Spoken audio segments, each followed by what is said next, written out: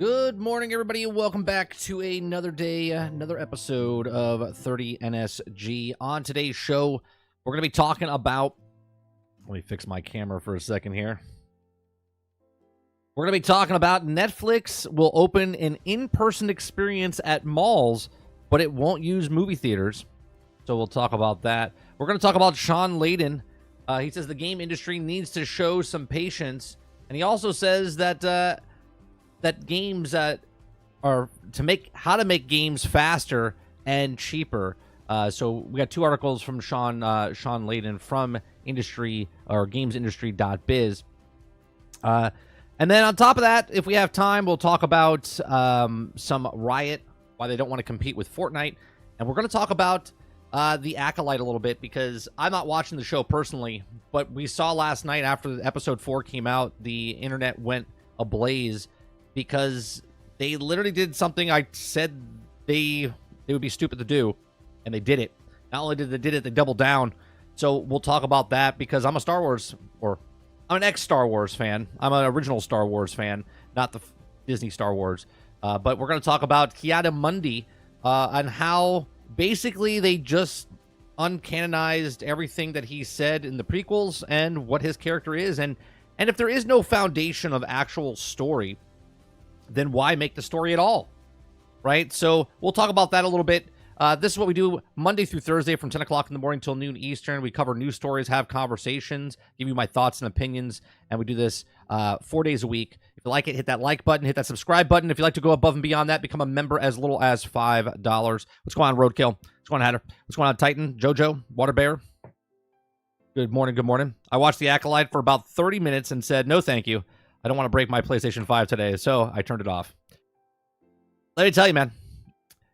I said, why are they putting it so close to the original, right? Why are they putting it 100 years in? Why don't they put it 1,000 years back? Nope.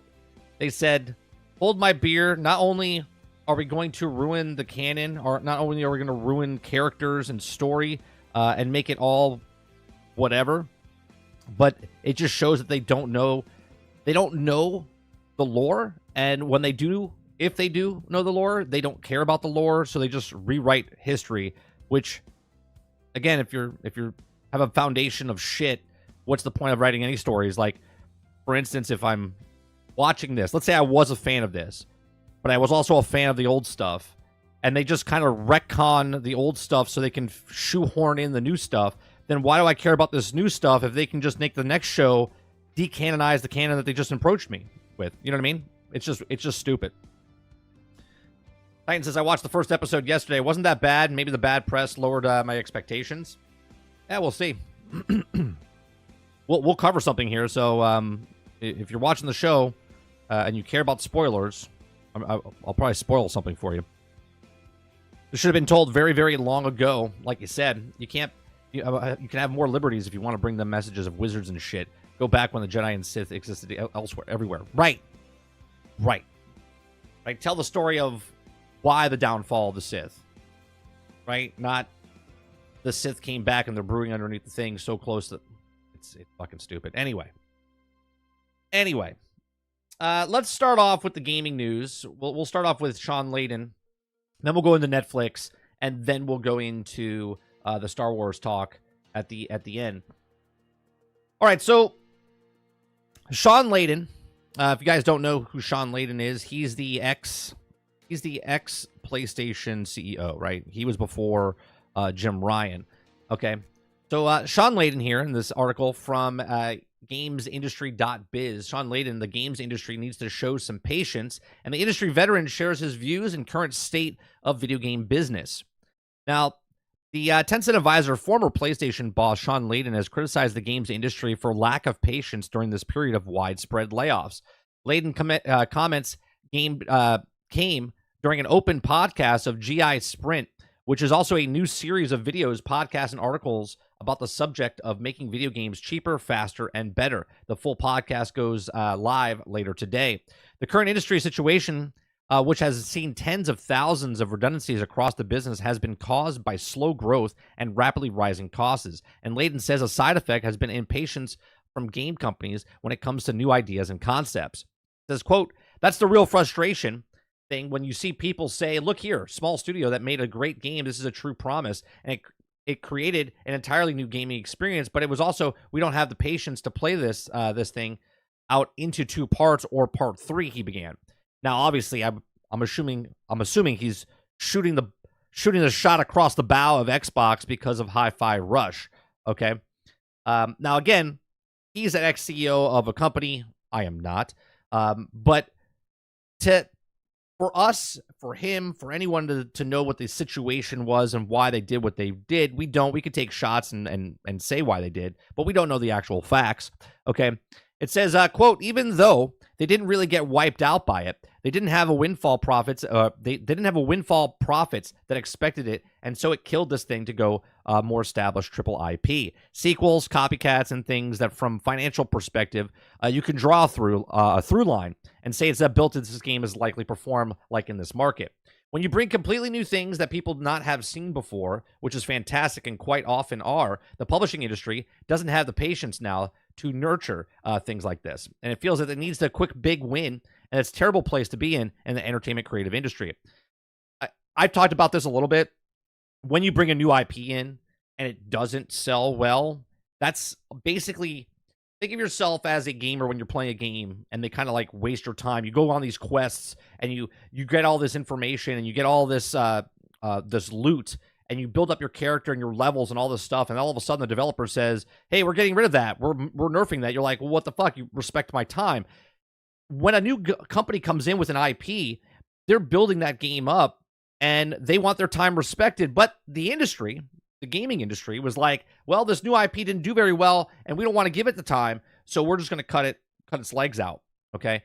And this is exactly why we get remasters, remakes, they take sequels, they do all this stuff. This is the same thing that happens in the music industry when an artist comes out with music and they want to do something artsy. They're like, no, you can't do that. You got to make another album like the last one, right? A movie comes out and they're like, oh, well, this is a good movie. This is a sequel. You're not going to make sequel 2, 3, 4, 5, 6, 7, Fast and Furious. You know what I mean? Like, that's what they do. They just keep making sequels because they know that IP is the hot ticket, so we're going to ride it until it's dead.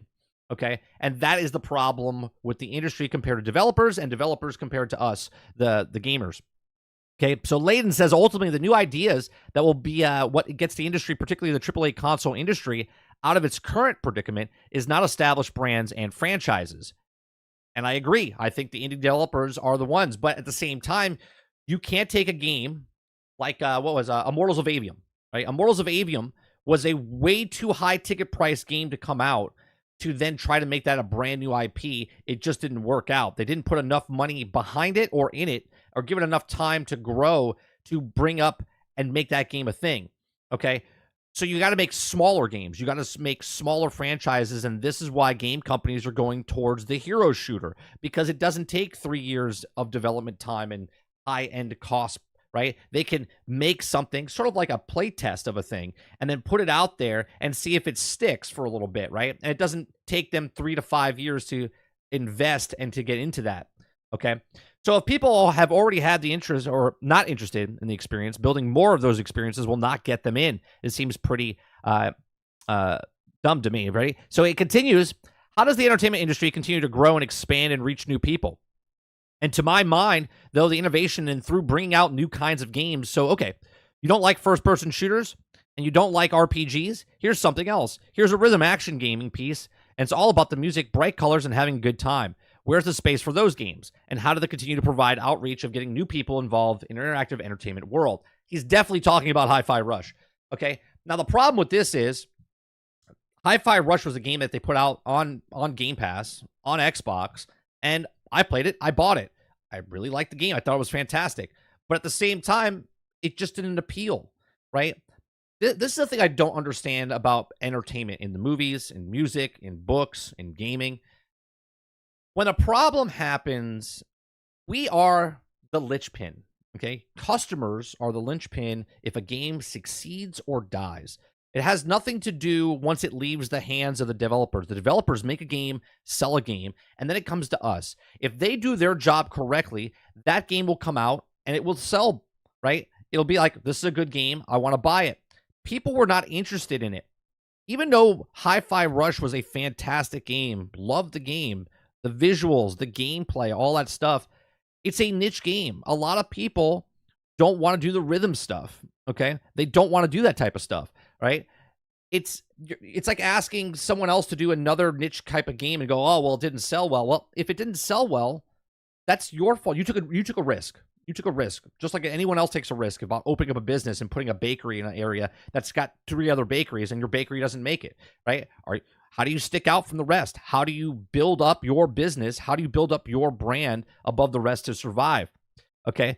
He adds that patience works both ways too. Game companies need to show patience when nurturing new ideas, but also patient when reaching to what's going on in the market.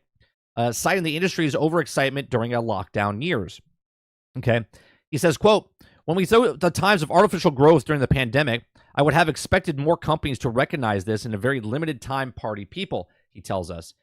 Make hay while the sun shines, but don't make huge investments against what you think is never-ending 20% growth rate year after year, because this is not going to continue. But people not excited to get into the moment, they didn't want to miss the opportunity, so they'll bulk up. And none of this is known. None of us knew how long the pandemic was going to last or lockdown was going to last. So I guess you make an investment to try to jump the potential of way to be longer than it turned out to be.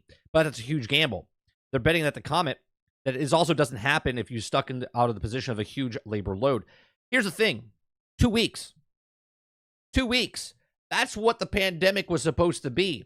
Now, obviously, when it was longer than 2 weeks, they did double down. They were like, well, wait a minute. How long are we going to stay inside? How long are people going to play these video games? Did you see the Nintendo Switch? How many people bought the Nintendo Switch? Did you see how good Animal Crossing was doing? You can kind of see it now, because how many games did we see at the Nintendo Direct yesterday, and also through the Summer Game Fest? How many farming games did we see? Okay, well, gee, when did Animal Crossing come out? When was it successful? How many years after that? And all of a sudden, we're seeing all these store games, farming games, and all these other things, because they think because that sold well because of the time it was in, all of a sudden, all these other games are going to sell well. That's just not what's going to happen, right? But businesses doesn't care. Right? Business invests and pumps out stuff as fast as possible because they don't care if it's good. They don't care if you like it. They just care to see how much money can this make. Can I make quick money? Can I make long-term money? What can I find? Let's see. Let's throw pasta at the wall and see what sticks. Okay. He continues. It's human nature, right? That you're at the craps table and someone's got a hot hand and they're running the table. You just want to jump in at that train and get that piece before it goes. Exactly right. Exactly right. This is why the patience is the thing that's important. The industry is losing patience. We also need to find a way to solve the problem in 6 months in the industry where nothing gets done in 6 months. That's correct, right? It takes 3 to 5 years to make a video game in this space now for AA, AAA games. Independent companies, they take that long as well. Why? Because they only have like 5 to 10 people working on a video game, right? So how do you get a game out faster? Right? We have another article, and he talks about maybe how it could happen. Okay? How do you do it? How do you get a game that can't get out faster? I know. You put it out there in alpha. You put it out there in beta. You put it out there in preview program. You put it out there as a game that we're fixing. It's a live service game where you don't have to put 3 to 5 years into the making of it. You could just put 12 to 18 months in, put it out there, and then update it and pretend it's a release game. Okay? So Layden says, ultimately, the smaller studios and companies who suffer the most, who have been also acquired during the period of excess with the promise of creative freedom, only to find themselves having to cut back because of growth concerns and the parent company. He continues on by saying, quote, they say we love the creatives and we're also going to let them do the things that they build in great games. And you're the experts on that, but you just want to help them realize your goal. He says that's fine and good, but the minute the money things get a bit tight across the whole enterprise, all of a sudden the companies come back to all the other studios and say, we're in a tough spot and we're going to miss the profitability targets. So everybody got to take a haircut. Okay. Layden explains, and some of the smallest studios are going, why do we need to take a haircut? Right? You bought me for a little bit of money. Give me some freedom to do the things that I do. I didn't tell you to spend the double-digit billions of dollars to buying other stuff, and which means all of a sudden we will be in the sacrifice lamb because you got to make the balance sheet work. Man, Layden's definitely going into Xbox here. He's not saying it by name, but he's definitely using Xbox as his points here. He says, if not true offer, when they say you're going to buy you and give you all of your autonomy, unless, of course, our other financial agencies force us to close you. And look, this is exactly why I've said in the past, I don't like consolidation. I don't like that someone owns other things, because this money is a pool of money that goes down to all of these companies. And if in movies, I always do the movie analogy because that's where I'm from. I'm from the movie industry. Okay. 10 movies are made from a studio. 7 movies will fail. Okay. The other 3 movies, money that they make, 2 that barely break even, and 1 that's a blockbuster, all that money goes back into the smaller productions to save their asses. So if a movie was close to profitability and this one made a shit ton of money, they can move that over there and keep that franchise alive because they think if it's gonna make it or not. Okay, if it's close enough. But these 3 make all of this. But the rest of these movies, maybe 2 out of the other 7, maybe get saved because of this, but everything else gets thrown away. These 3 get sequels definitely. Okay, and 2 other movies that were close, they might move over to the next thing because that's where the money is now. Okay, that's what happens. Make a game, sell a game. Write a book, sell a book. Make a movie, sell a movie. And this is what we're talking about, right? Not everything is going to be a blockbuster. Not everything is going to be a bestseller. So how do you do this in the video game industry? How do you get the space where these companies can make games? You're seeing it. They're already doing it. They're doing the live service games. They're doing the alphas and the betas and the preview programs. That's what's happening here. These are just my thoughts. Let me know yours in the comment section down below. What do you think of Shawn Layden saying the game industry needs to slow and have some patience? Let me know in the comment section down below. Please make sure you share, like, subscribe, and if you like what I do here, please make sure you check out some of our other videos. Thanks for watching. We got another article. I don't know what the article is, but it's from Shawn Layden from the same podcast, and he talks about how Layden's advice on making games faster and cheaper. So we'll talk about that in just a second.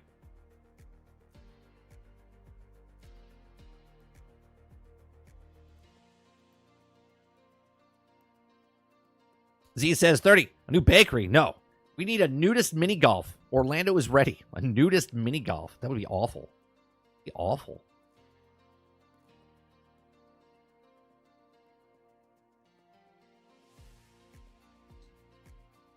Come on, Sarge. Yeah, it's crazy, right? How do you fix the industry? You got to have more independent games, right? But the problem is where the industry started and where it is today. They want to make more money. If you're you guys seen Wolf on Wall Street, right? If you're trading small little stocks, you start making money, you want to make more money, right? If you're at the craps table and you start making a shit ton of money, you want to make a shit ton of more money, okay? So these companies like EA and Ubisoft and Xbox and Sony, they're not going to take their time with a small little game that can make a couple of 100,000 copies sold. They want tens of millions of copies sold, okay? They don't want to wait 10 years to see if a game is going to make a great franchise. They want an established brand that's already been around so they can make that money as fast as possible. Hence why later we're going to talk about Star Wars. Disney didn't want to make their own Star Wars. They bought Star Wars so they could destroy it. Okay? Because they know it's a fan base that's already there. Star Trek, Lord of the Rings, right? All of this stuff. Amazon didn't want to make their own story. They bought the rights of Lord of the Rings so they could make Rings of Power. Okay? It's the same exact thing. There's nothing different between what the movie industry is doing and what the video game space is doing. They don't want to make and make something nice and small. Hence why the movie industry looks at best-selling books and they're like, that's a big bookseller. We're going to take that and we're going to make it into a movie. We're going to adapt it to a movie because we know there's a fan base already there.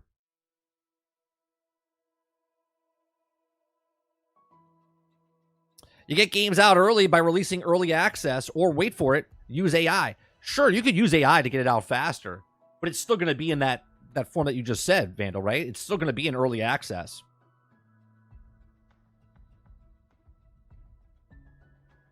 Right? But what's the quality? Right now, obviously, we can make pictures and we can make the video stuff, right? But there's still problems with the AI stuff, right? For now. You're absolutely right. In the future, you better believe that a company will fire everybody and have one guy sitting in a room using AI to make a video game. And that'll be a title. One man and AI, or game was made completely with AI. You know that's going to be a heading down the road.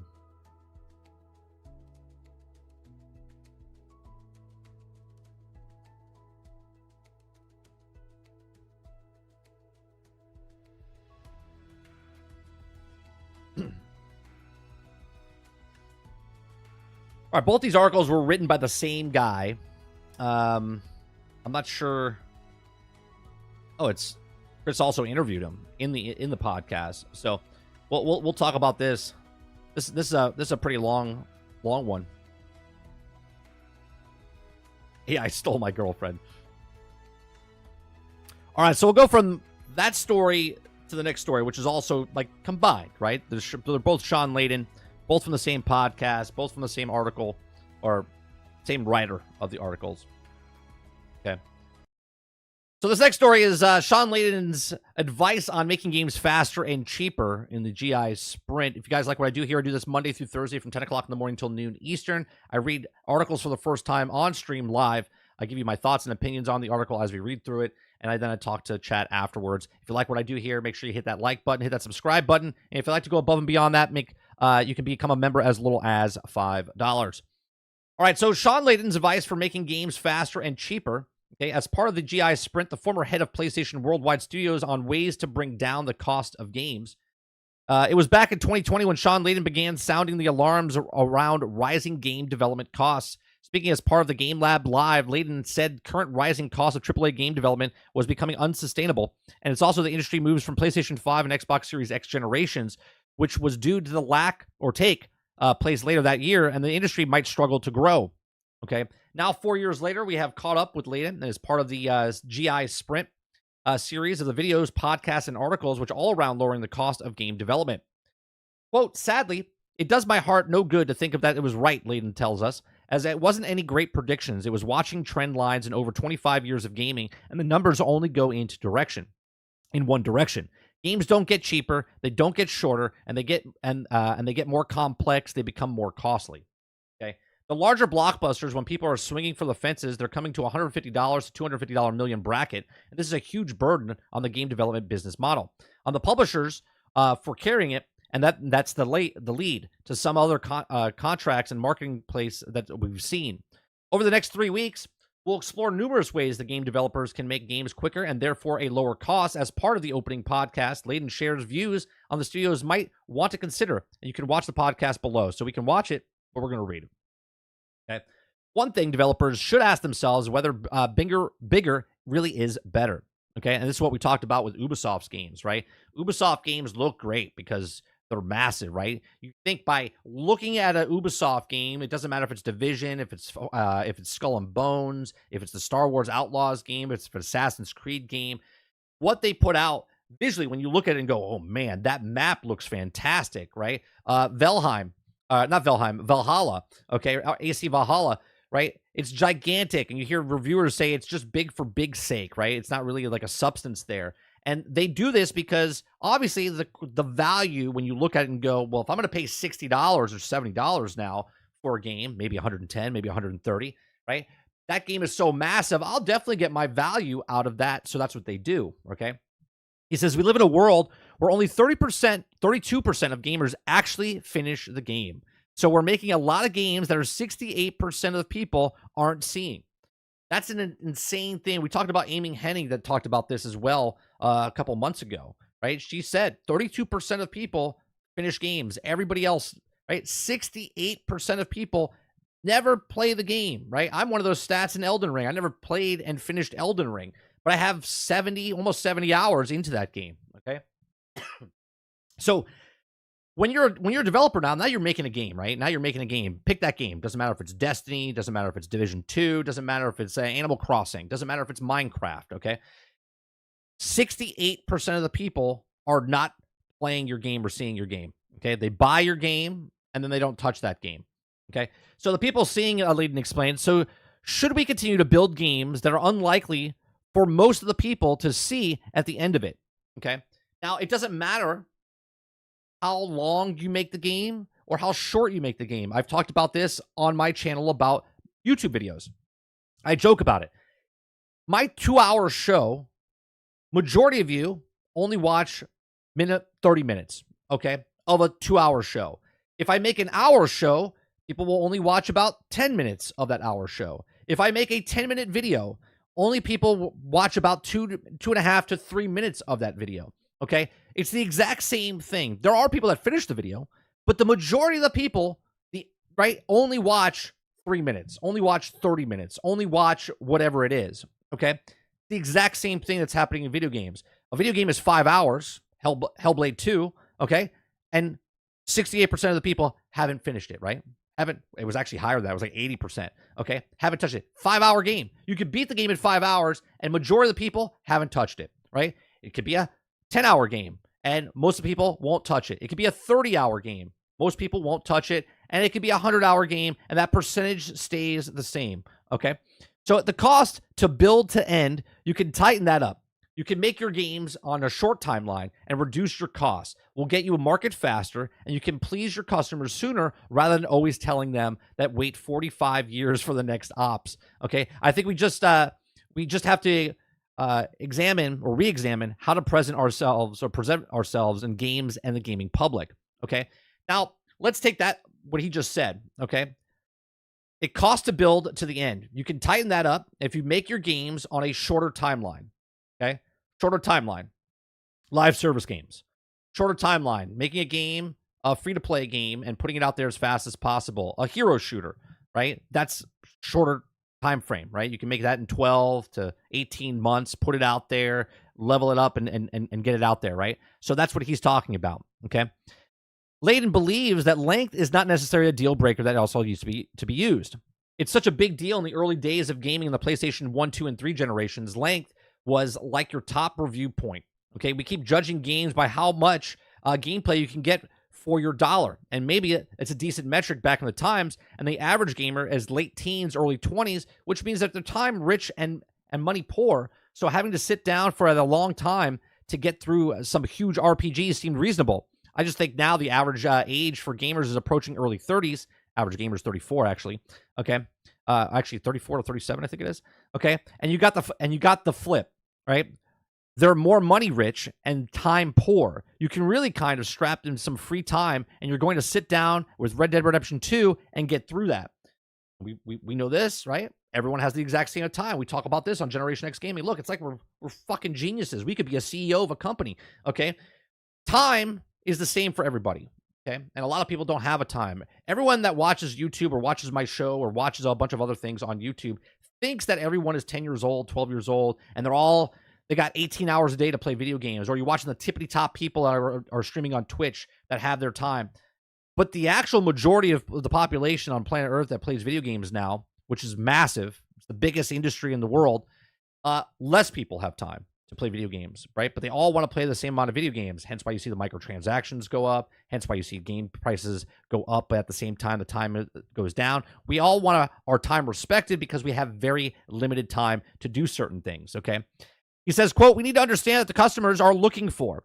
Do they want high impact, high enjoyment piece of gaming, which may not include large sections of the game where you're going to quest to find out a blue rock to bring into the red troll and then also open the door for you? Or is it just kind of like burning time? It's called grinding for a reason, right? Manage your time. Respect my time in the actual game, all right?"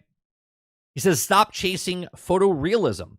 It's so much invested in going into the areas in such a ray tracing. We're also spending too much time, effort, and money to visualize improvements, and this is the majority of the players aren't noticing." That's exactly right. Graphics are getting so high-end that it's becoming like reality, and we're like, that's cool, but we really don't care, okay? It's like in a movie, right? Music is very important, okay? Music is very important, but it's not the one-all, be-all, right? Great music, if you don't notice it, is better than if you do notice it. Same with the editing. Editing can pull you out of the movie or the TV show if it's bad editing. But most people won't even notice it. They'll just watch the show because that means it's good, okay? So much investment is going into the areas such as ray tracing, but we're spending too much time, effort, and money in visual improvements, and the majority of the players aren't noticing, okay? We talk about it in Division 2 all the time. Me and Sarge run around going, this is the greatest one of the greatest level designs and how they make the detail, and people just run through it. They don't care. Skip, skip, skip, skip, as Viva La Dirt does, right? They do the skits, right?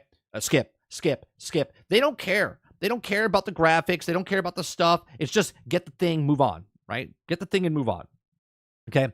So it says our fans, or we made a lot of visual quality of games and graphic quality and resolution and the near photorealism so that so many games seem chase. Okay, Layden says, and the fans thought that this was a noble journey and saw difference between graphics of PlayStation 1 and Lara Croft is 800 polygons. And then if you squint, kind of looks like a person. And now you get a highly realized modeling. But then it's improvement of the gameplay. Did it improve the story? No. No, it doesn't. Okay. I don't believe you can get across the uncanny valley. I think it's always a thing that you just said 5 steps ahead. So instead of chasing that, let's go back to exciting game design. I love a good anime. I love highly realized animated characters, and they're also exciting because they can tell different kind of stories. Okay. Layden continues and says, that it's approaching a point of where improvements are seeing on screen are not even being noticed by most players. He says the console war began as a missile race, which each side trying to push the edge of tech. People talked about the teraflops all the time without really understanding what it meant. All you had to do was the different kind of metrics that people were also throwing around, he says. Continues by saying, quote, but we also got to the point now where you also have advanced ray tracing for most of the platforms and do 60 frames per second, and some can do 120, which your eyes can't register anyway. I think that they're also the edge of universe now, and the realm of a difference is only dogs can hear, and maybe that's not where the emphasis should be anywhere or anymore. He says, so let's go back to what can we do and would amusing entertainment and interactive so that someone would want to spend their money and time and enjoy themselves in way that it means that they get the value for their money. It also continues to pay at least the living wages for people who make them. Okay, but will gamers really be okay with the shorter games aren't pushing the graphical side?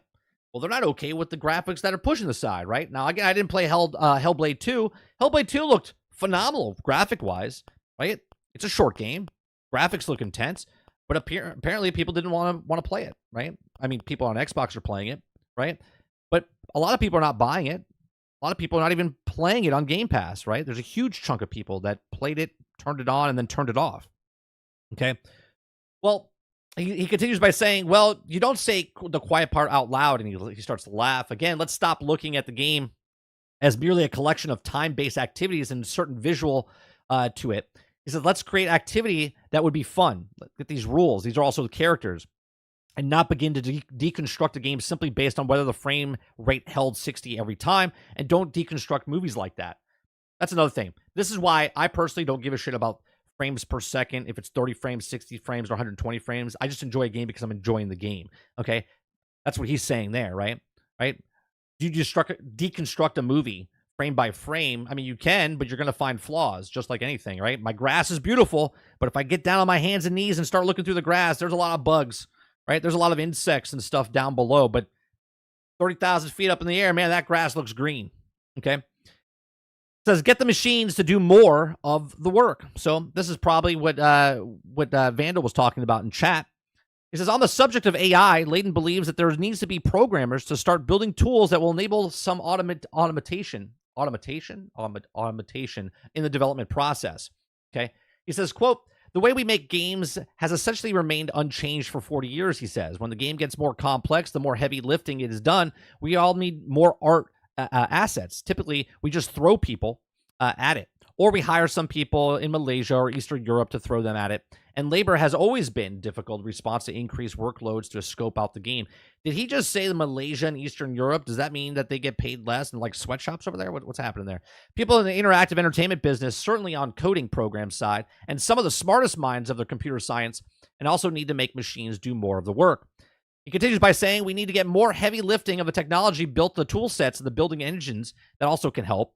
And look at what happened when the guys at Hello Games with No Man's Sky, a game with ultimately infinite scope, but essentially done by less than 10 people. It's 24 people, I think. They spent a lot of time building that pipeline of tool sets, which allowed them to create over and over, making the machine do most of the procedurally heavy lifting. We need to get more of that into gaming. Well, there you go. There's a little peek into Hello Games, right? There's a little peek into Hello Games. Right? Some of the AI tools will help that, but Layden doesn't believe that AI will be building games for us. He says, quote, AI will be assisting technology, he says. Of course, we've got some large business consulting group claiming that by 2030, 50% of games will be written by AI. Well, that's better. I'll be honest. Some of the shows right now on Disney Plus and other things for Star Wars, I think I would rather have AI write the script instead of them, right? So AI only sees in one direction, which is backwards. It puts stuff together to make you think that you're seeing forward, and you're also really not. You're just seeing a rehash of backward. Okay? AI is kind of like a really eager intern that you can say, hey, give me 9 pages of something, and they're like, sure, boss, and they crank it out. But you don't have to actually have to fact check AI for goes off the rails, okay? It's a great tool for taking a bunch of knowledge into space and summarizing it into 4 paragraphs. I'm really good at that. And I think we'll see it doing more first draft work. Some of the video AI kits are also out there, means that it can mock up a scene pretty fast and get the idea whether something looks interesting. So the phasing also can help speed up things, but I don't see it writing games anytime soon. I use AI almost every day, right? For the paragraphs and stuff like that I put into my my paragraphs inside my YouTube description. Okay, I take the titles that I've written for each of the things, and then I put it in there, and then it does like a little synopsis for it, right? And it tells you exactly what it is. It saves me time, but I still have to go back and check to make sure it's making sense, right? By just assuming that I'm gonna let AI is doing it and it's perfect. No, you have to have editors. Editors are always a big thing, no matter what. Okay. He says, in discipline and murder your darlings. Finally, Layden says that these strict deadlines that also can learn a thing or two from how sports games are made. One thing is seen in the studios will be hold up throughout, or though the idea or a wish you have to constantly integrate and what you think you're doing, he says. Speed up proof of concept, speed up proof of tech, and you can make the hard call and say that it's not working. The people who continue to try to make things work over an extended period of time, they're thinking, if we just do a little bit more, then we can get there. But if the rest of the game is something that just waiting for the mechanics to be established, then it's going to slow you down. You've got to have discipline, idea, and what you can make and how you're going to make it. Hold your deadlines tight. Don't be slippy, or the alpha or beta target. Okay? Make a game, sell a game, know what you're making, right? Have a goal, get that complete. They know what it takes to make the game, right? They know. And if you don't have a deadline, then a game will never be done, right? He continued by saying, look at teams that do it right. Any team that builds an annual sports game, that's a wonder to behold.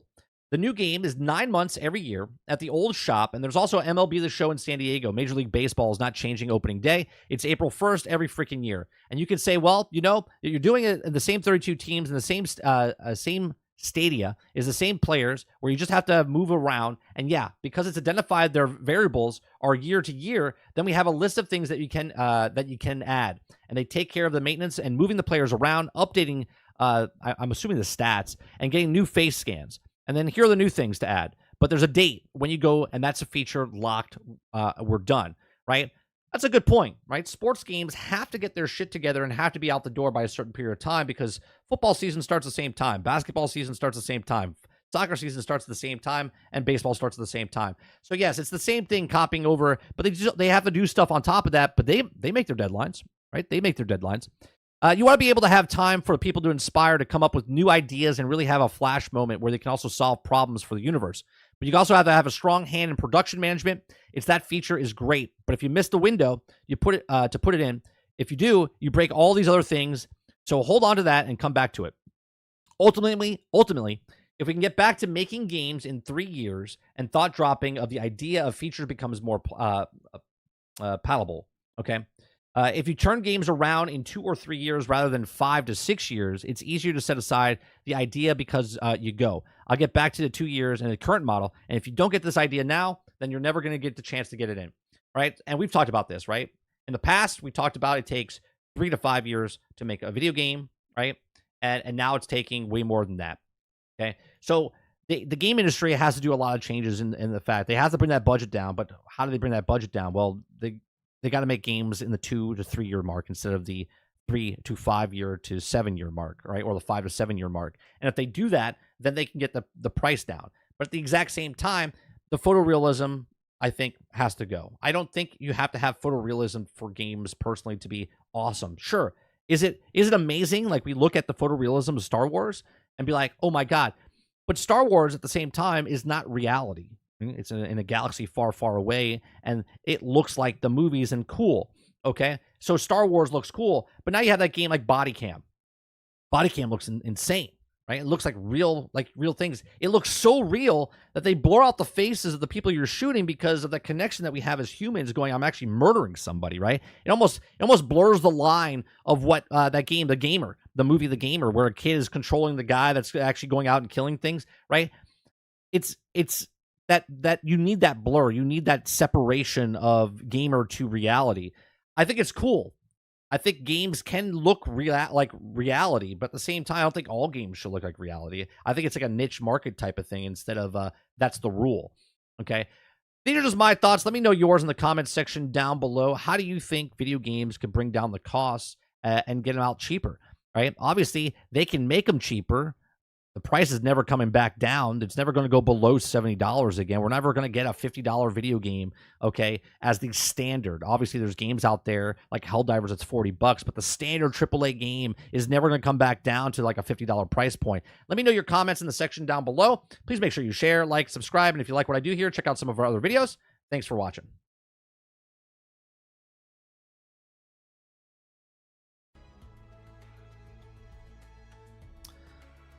All right, let me see what you guys are saying in here.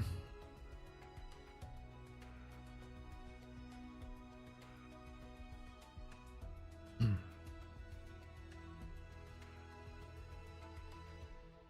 me scroll back up. Vandal's the last thing I saw.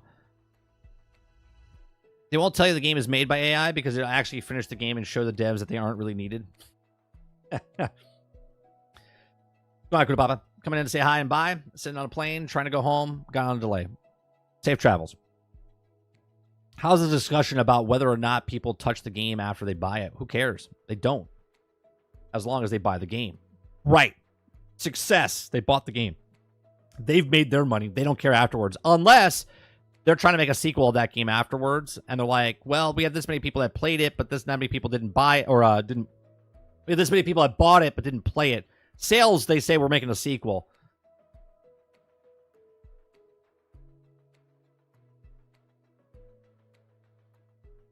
Dave Rose says, I wholeheartedly disagree with him. For me personally, the length is one of the biggest things dictates whether I buy a game or not. I'm not spending $70 plus for a 15-hour game. Sure, Rose, you are that 32%. I'm sorry. Yeah, you are that 32% of people that buy a game and play a game and finish a game. The other 68% doesn't matter if the game is 5 hours. Doesn't matter if the game is 60 hours. Doesn't matter if the game is 600 hours. They don't finish the game. They buy it, but they don't finish it.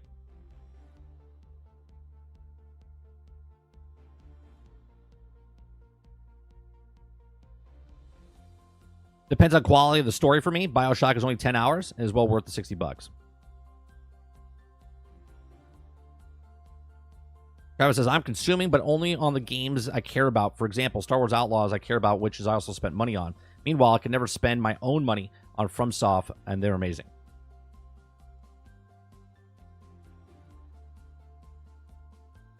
Infamous emphasize should be on story full stop. Great story can save a bad gameplay. Good gameplay can save a shit story. Rose says, I'm getting Outlaws, Travis, but no way am I paying $130 for it. I'll wait a few months on Ubisoft games drop in price fast. Real fast. Real fast.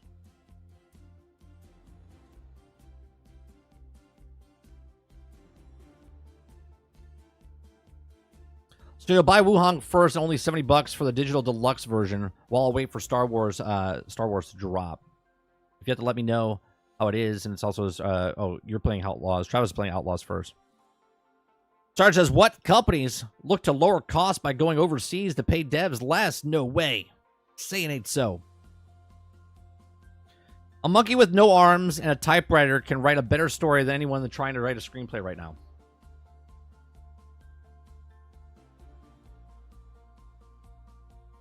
Wuhong is not a Souls-like, though. Look at the previews. Everyone says it's not a Souls-like. You don't even have a block or parry. I would still consider it a Souls-like type of game, right? Like, obviously, it's not a Souls game because FromSoft didn't make it. But I would assume that it's based off of a Souls type of game. They're just changing it up, right? What would it be more towards? It's a boss battle. It's hard boss battles. Is there it? And I'm asking, is there a degree of difficulty? Can I change the difficulty level inside of Black Myth Wukong?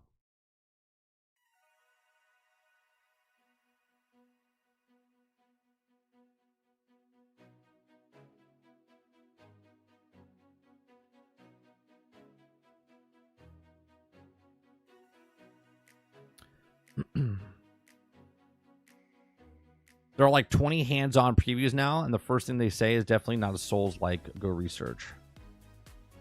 What is it like then?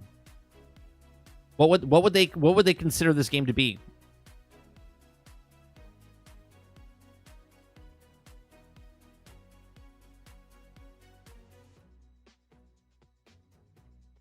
It's an action game like Kung Fu Flick style. Hierarchical reading, it's calling it a Souls-like, not a Souls game, a Souls-like. Yes, you can change the difficulty in Black Myth Wukong into action RPG based on a 16th century Chinese novel. Guamo. No, the devs said it's an action RPG. Think more in line of the modern God of War games. It's also a skill tree, unlike Souls games. It's more linear. Okay.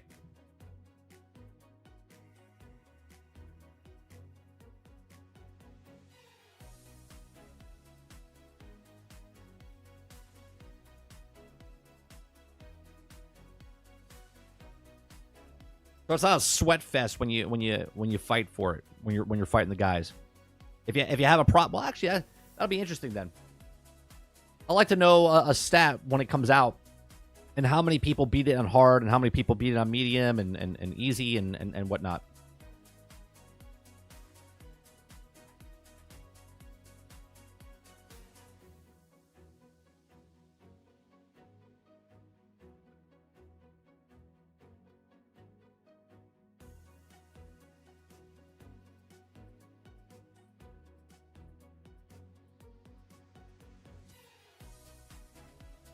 Yeah. What it says here, Black Myth Wukong is an upcoming action role-playing game developed and published by Game Science based on the classic 16th century Chinese novel, Journey to the West. The game is scheduled to release on PlayStation 5, Windows on August 24th, and Xbox down the road. It's a adventure game, action role-playing game, fighting game, and adventure game. What it is. But then again, hold on. Let me see something.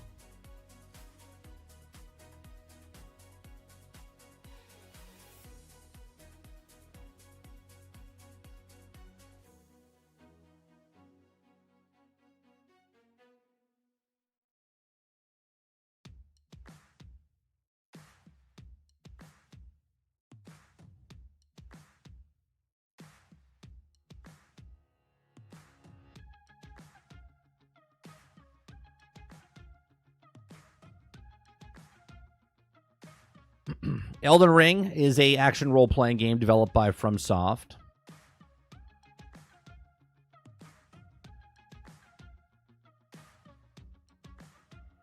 Dark Souls is considered an action role-playing game series.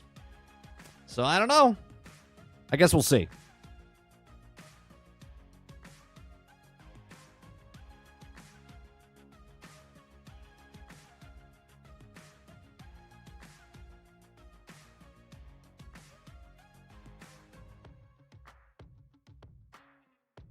They said the bosses are still tough, but not overly frustrating.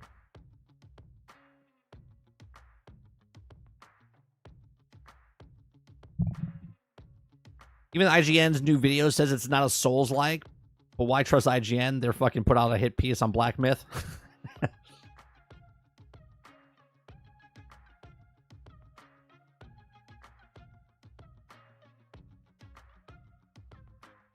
Here's what I think, Water. I talked about this last night a little bit. A lot of people are running with that it's because of Xbox whatever, right? The Xbox can't run it or some shit. Okay. And I don't think that's the case. What I think the case is, I said last night, now obviously it could be the actual Xbox Series S, right? That people could run with that and sure. I think what's more feasible of why it's not on Xbox day one is they're a small studio. The actual studio itself is 10 to 30 people, okay?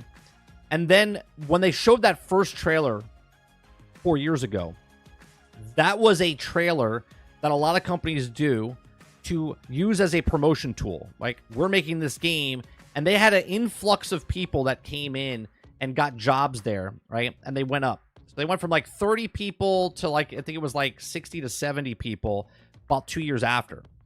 And then they got outside help on top of that to help push the game and finish the game faster because they were falling behind times. So now what I think is happening, again, this is just my thought process, okay? If you're a small studio and you're making a game, you got to choose on what platform you're going to make your game on, right? Because you're a small studio and obviously you don't have the manpower to make it on multiple consoles or multiple platforms, multi-plat, okay?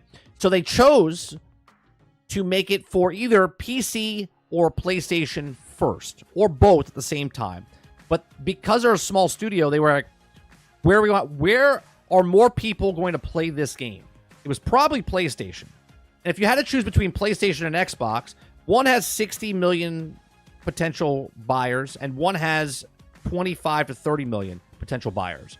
Well, if you're a business, you're going to try to put it out as to the best percentage that you can get to get your games, okay? If you go look up Sekiro, any kind of Dark Souls game, Elden Ring, the way it breaks down is the highest point is on PC. PC for Dark Souls games sells the most. Then PlayStation sells the second most. And then by a far margin, Xbox is sold the third most, but it's way below. So one of the stats, I put it into, I was talking to this creature yesterday, and I sent him a thing, okay? And this is one of the stats. Sekiro on PlayStation 4 sold 3.4 million, okay? On Steam, it sold 5 million. And on Xbox One, it sold 1.7 million, okay? Elden Ring, which sold 25 million copies worldwide, okay? It sold 12 million copies on PC. It sold 9.5 million on PlayStation and sold 3.5 million on the Xbox One / Series X, okay?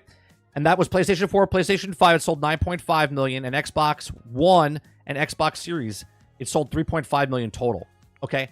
So now if you're a company, where would you put your game out? Are you going to put it out? Now, obviously, they could have put it out all at the same time, and there's no conversation then. But originally, they probably only had it for PC, and they're like, oh, let's add PlayStation. We got help now. And they're like, oh, well, we should probably put it on Xbox as well, but we can wait because we're not done with it yet because we're working on these two first. That's also plausible.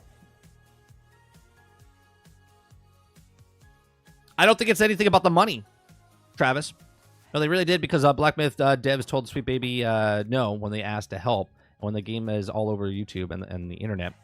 I could tell you why they're not ready. Money, Xbox didn't offer enough. That's not bad for one either. I don't think it's about money, though. I really don't.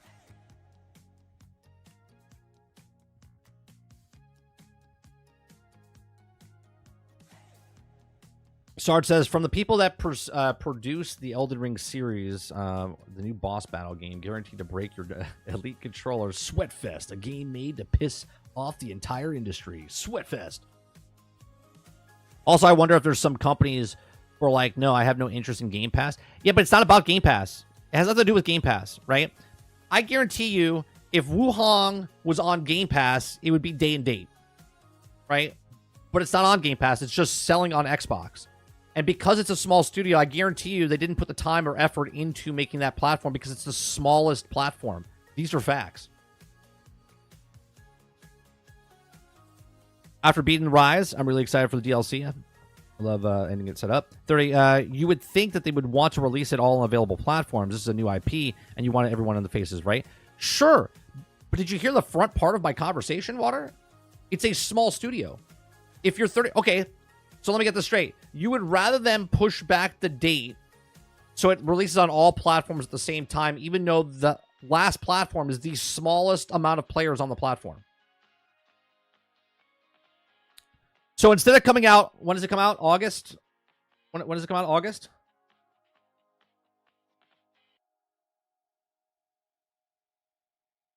August 20th.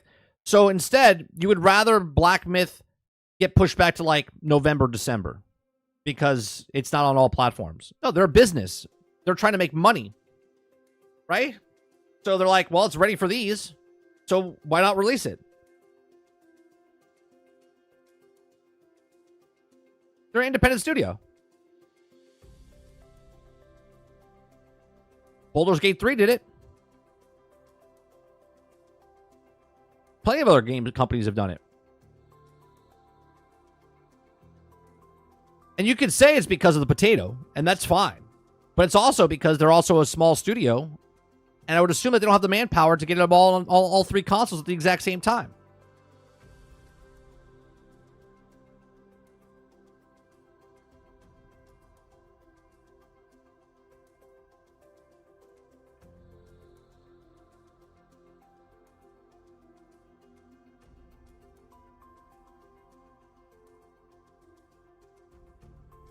I'm not saying maybe there are some companies who don't want to be forced to do a Game Pass day one, but they're not doing Game Pass.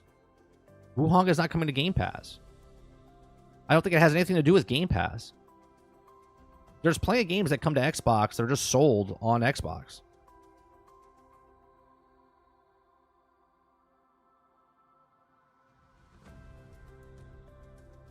Xbox right now don't have to dish out money.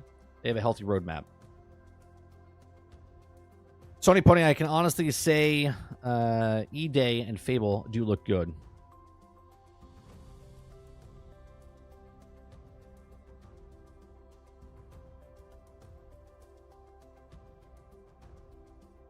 And here's another thing. What else is coming out? I don't know the roadmap. Right?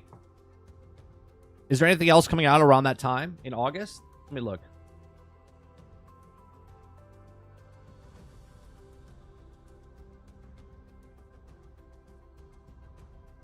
Really not much coming out in August. Right? You got Wuhong, you got Star Wars, you got Gundam Breaker 4, Visions of Mana. September. Now September is a loaded month.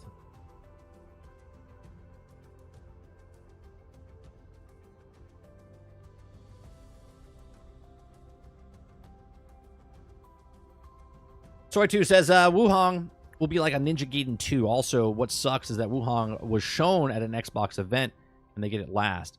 It's still coming to the console. This is what I don't understand, right? So here's the thing. If you're a console owner, right, and you have one or the other, if you own a PlayStation, then you can buy it on PlayStation. If you have a PC, you can buy it on PC. If you have an Xbox, you can still buy it on Xbox. You just can't buy it at the same time as everybody else, which is fine. It's a single-player game. It doesn't really matter, okay? If you have multiple systems in your house, you have a PlayStation, you have a PC, you have an Xbox, you can just go buy it on the console that you have that you want to play it on, right? It really isn't a big deal that people are like, oh, man, remember in the stats that we just saw that 68% of the people that buy games don't finish games, okay? And from the stats that I told you about games like a Dark Souls type of game or an action-adventure game like that, right? It highest tier is PC, then it comes to PlayStation, and then it comes to Xbox. For a small company, I mean, you have to prioritize on what's the best benefit for you. And the best benefit for them is, well, Sony has got a bigger player base on console, and PC has the biggest player base in the world. What's the other game that we just talked about last night? They brought it up. Once Human, right? Once Human, okay, is coming on PC and mobile. How come it's not coming to console? Well, that's because PC and mobile have millions of users, and PlayStation has 60 million. PlayStation 5 has 60 million, and Xbox has 30 million. Right? That's why Once Human's not coming out on console right away, and they're only putting it out on, right? Why did Wavefinder put it only on PC and PlayStation? I know why. Because that's the best. They're a small studio. That's the best potential for them to sell the game. And guess what? It didn't sell well on those two platforms right now. Okay? They had to change the MMO into an RPG, and now it's getting better recommendation for people.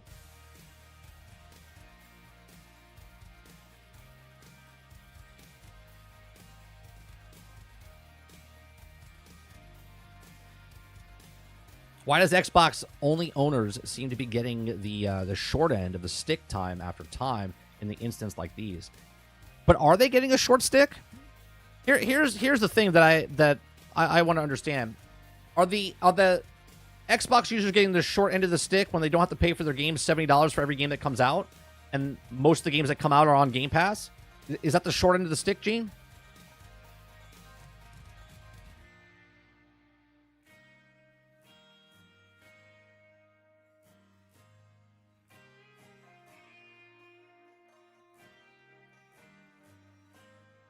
If you're a person that wants the latest, greatest, best game that comes out and you're interested in it, you're a gamer.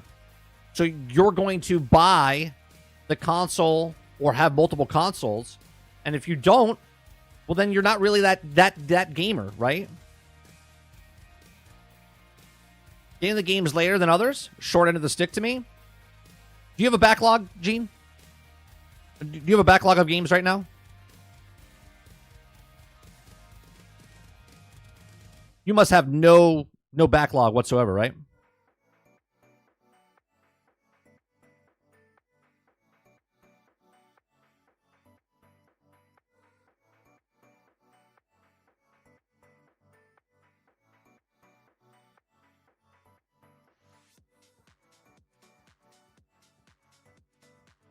I hear you, Mike, but that noise is loud, though. What noise?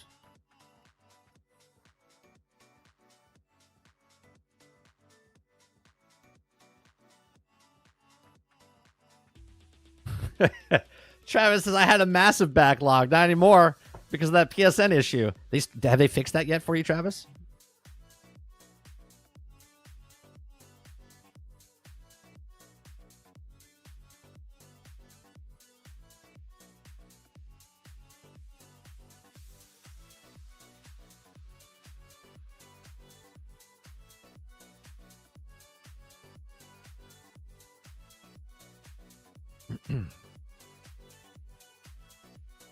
Right? Majority of people that have games have backlogs.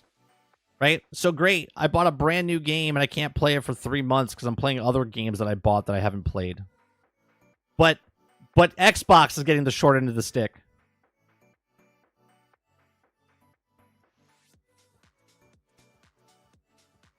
Right? What's the point? What's the point of buying a brand new game if you're not going to play it? It just seems to always be something. This is why I said things like this. 30 frames when other platforms it runs better games like Wuhong coming later this latest game, Hogwarts on PlayStation 5, etc., etc., etc. Again, my question though, Gene, do you have an Xbox? First of all, do you have an Xbox Series X or Series S? Or are you a PlayStation guy? And if you have a PlayStation, do you have a backlog? Or do you play on PC? Or do you have all three?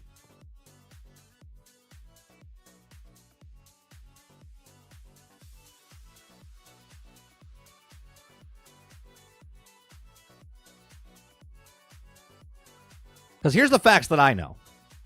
Okay? Right, here's the facts that I know. And first of all, Hogwarts came out on PlayStation and Xbox at the same time. The one mission on Hogwarts didn't come out because they paid big money for it. Okay? The facts that I know is 68% of the people don't finish the games they buy. Okay? Facts that I know is that majority of players are playing 6-year-old plus games. Okay? Majority of gamers that are playing new games are only playing 6 games. These are all facts that we've known in the last month.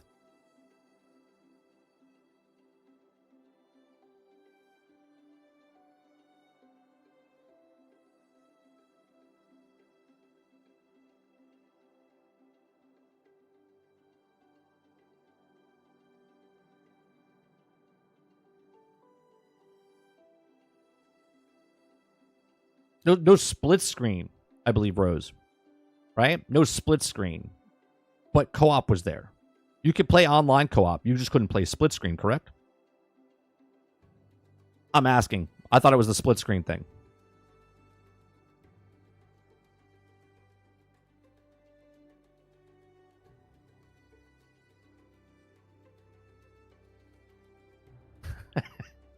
Travis says, I could argue that be made that Sony finished my games for me. Laugh, so I don't cry.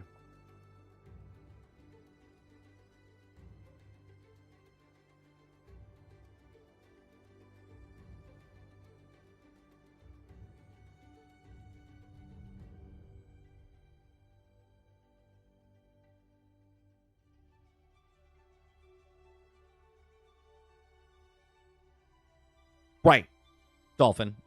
Right? Baldur's Gate was only no local co-op. But however anyone wants to spin the narrative, it's fine.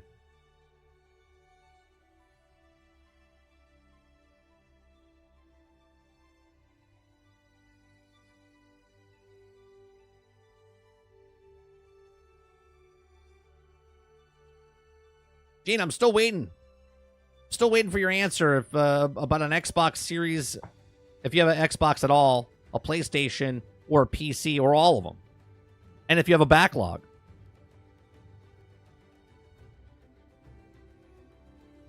Honestly, I'm probably going to get Fable and E-Day just on PC. Look at Travis. Come on, such a long way. Said he would never play an Xbox Microsoft game, and then boom, look at this.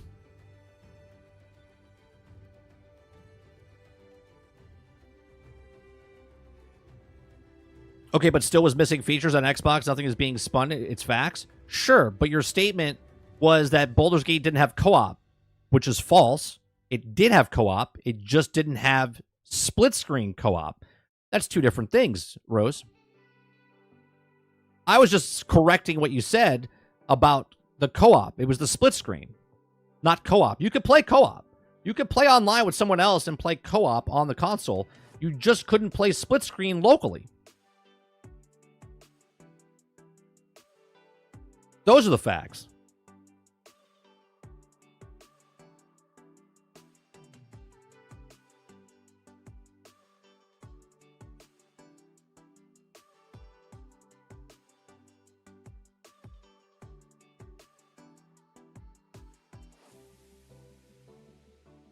It took Travis to get banned on PlayStation to play Microsoft games.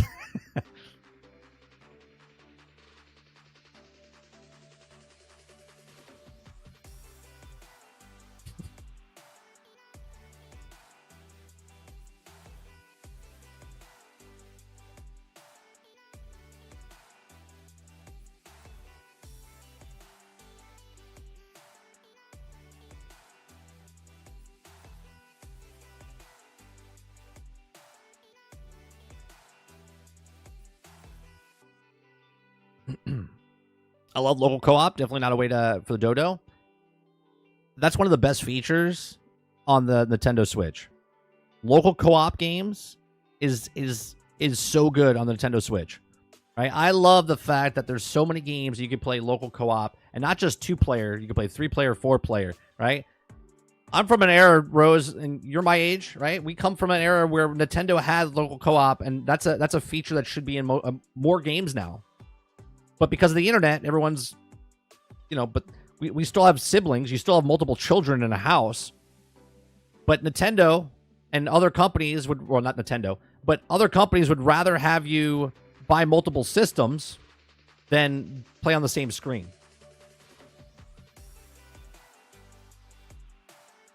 Kurt says, I never feel the need to get any trophies or achievements. Just play a game until I'm done. 80% of the game I finish.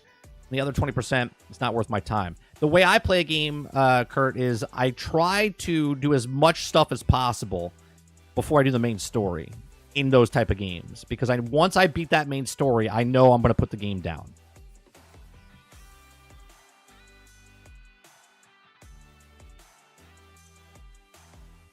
Yeah, same, Rose. Same exact thing. We play co-op all the time. All the time. Yeah, I remember the little adapter piece, Sarge, we used to put in, a little strip. You used to plug your other controllers in, right? We would play, was it Off-Road? Iron Man's Off-Road. We would play, what was the other games? We played NES Football. Right? There were so many games that you could play, NHL hockey. Oh, dude, I love the hockey and stuff when you play the co-op and you play multiplayer on those games.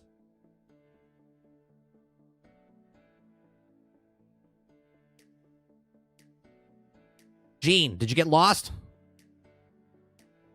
What happened? Probably at work. You're probably working. What happened to the systems that you own and the backlog?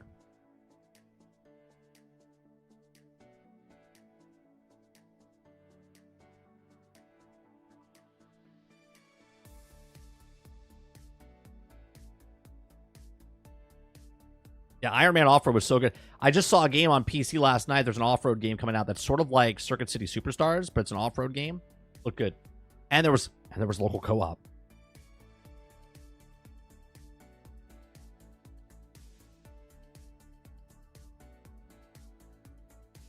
Circuit City Superstars, that's a 4-player co-op game on the Switch.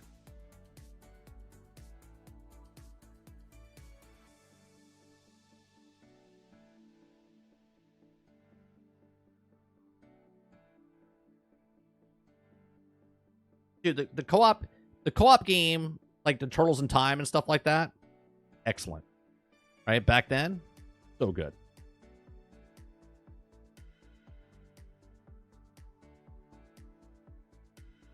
Yeah. Yeah, it was already built in.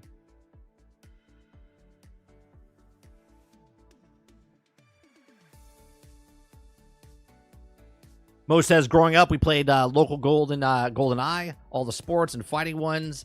Internet shooters went online, sports and fighting local.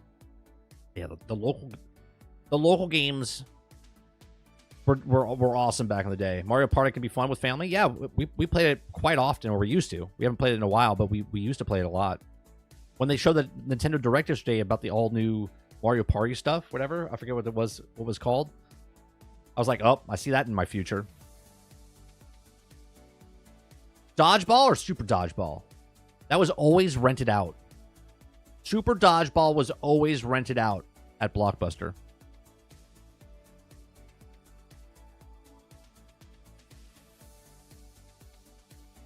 Oh, Gauntlet? We used to play Gauntlet? That was a 4-player co-op game.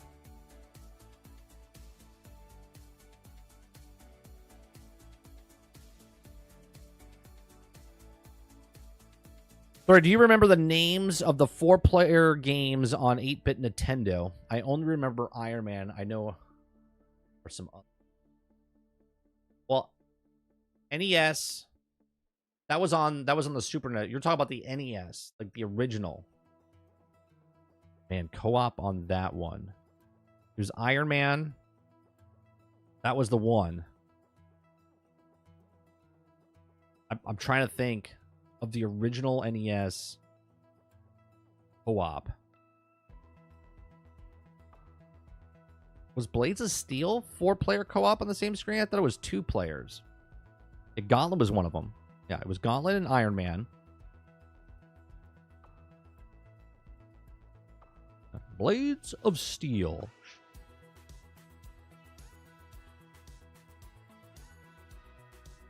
People probably think Iron Man.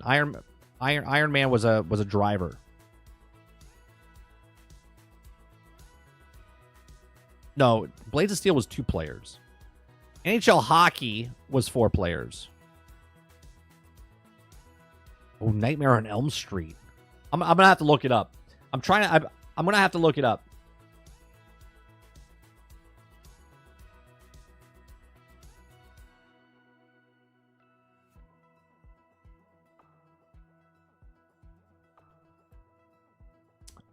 They show a lot of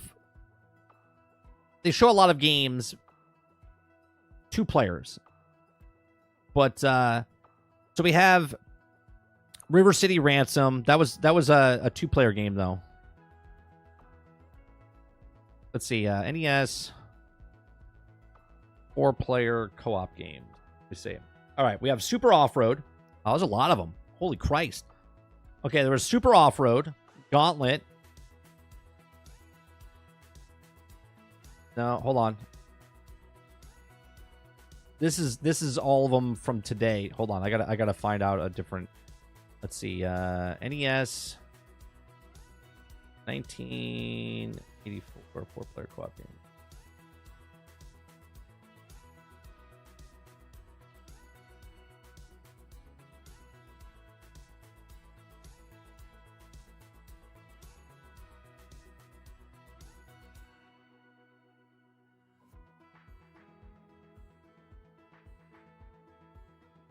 Okay, we got Bomberman.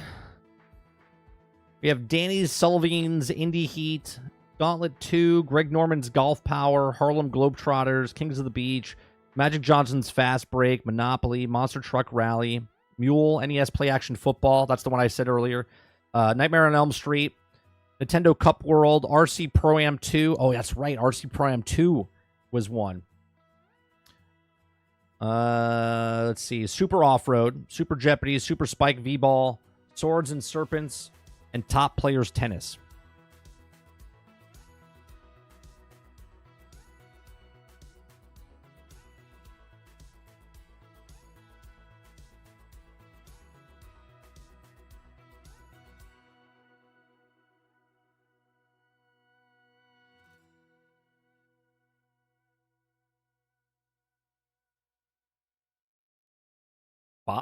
Boberman? Boberman?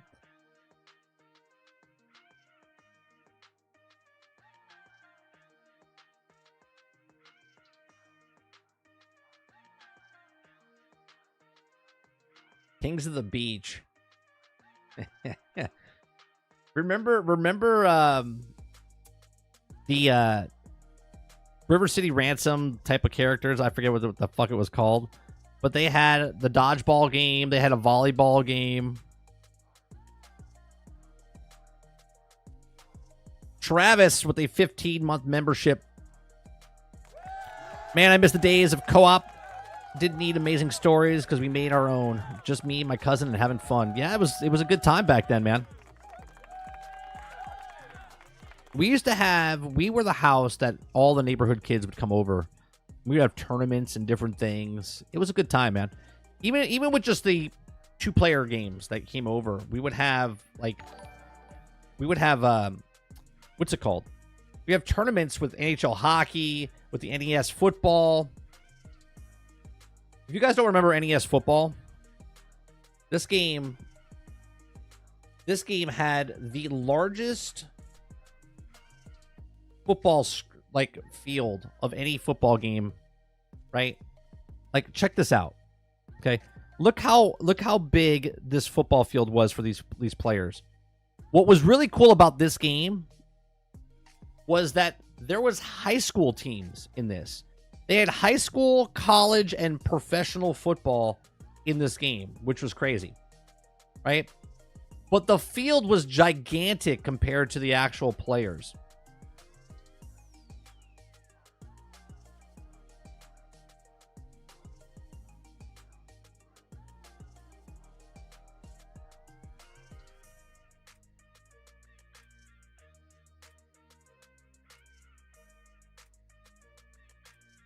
Come on, Pix. Right? Like, you could literally... And they had, like, a little halftime show thing, right? They had little, like, instant replays on the Jumbotron. Right here. Right? He just scored a touchdown. Hold on. We'll watch the touchdown.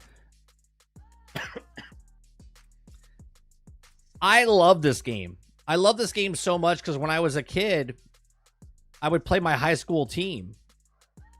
Right? I would play my high school team. And it was weird because it was like it was cockeyed, right? It was cockeyed to the angle. Because it had to fit the most on the screen.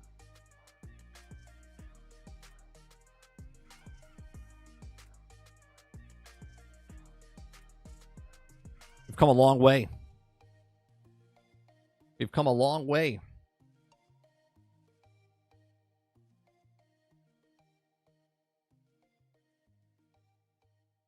Then I believe there was...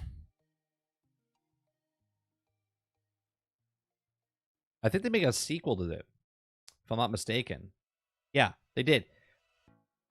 Then there was this one. This was the one that had high school. Right? This is the one that had the high school. Okay? It had NFL, college, and high school. Okay. This is the one I played a shit ton of. The first one was the original on the NES. This is the one that I played a crap ton of.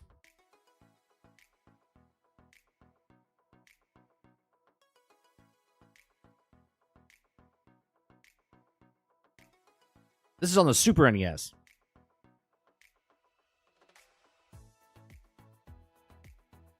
They upped the graphics.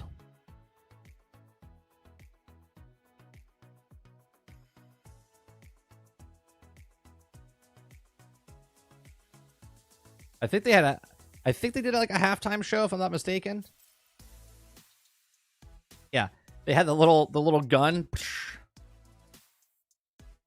and they showed like the guys talking to the cheerleaders and the coach coming in. Let me see if they did the halftime show. I think it was cheerleaders. Yeah.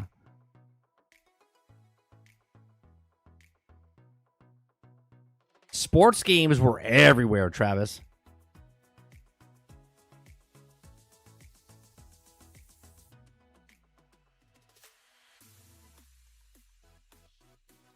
I played the crap out of that game.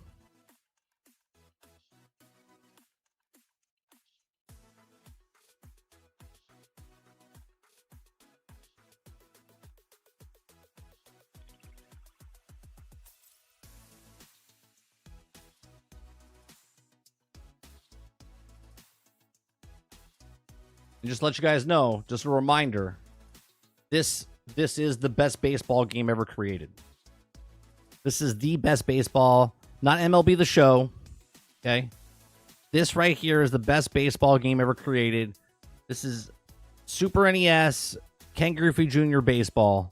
This is the best. Okay? So good. So good. This was the best. Name a game that you could take your batter, right? Oh, it's gone. Right? You could take a batter, okay? And you could move him in the box. Okay? You can move him in the box. In baseball games now, you cannot move in the box. In this game, you could move in the box and also reach out farther and whatnot.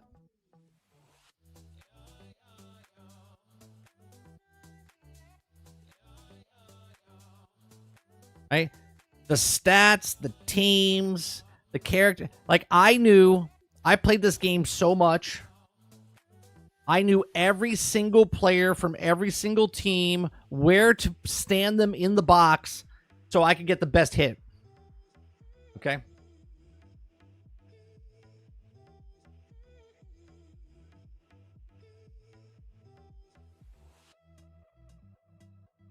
See how he's moving them in the box? There's different guys to hit in different. It's next MLB The Show. You can't move in the box. You're just stuck there.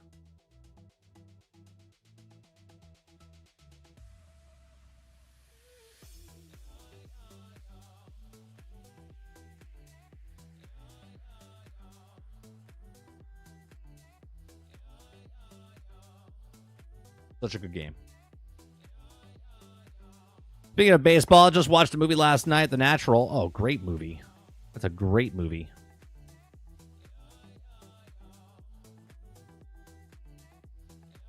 Speaking of movies, a great segue to go into our next topic.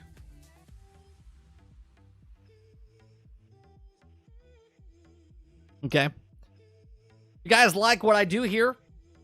We cover conversations of articles from gaming, entertainment.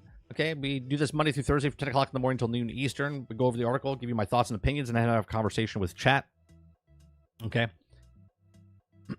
So Netflix. So Netflix will open in-person experiences at malls, but it won't use movie theaters. It's amazing. I don't even know what this is about yet. Okay, but this is fucking amazing.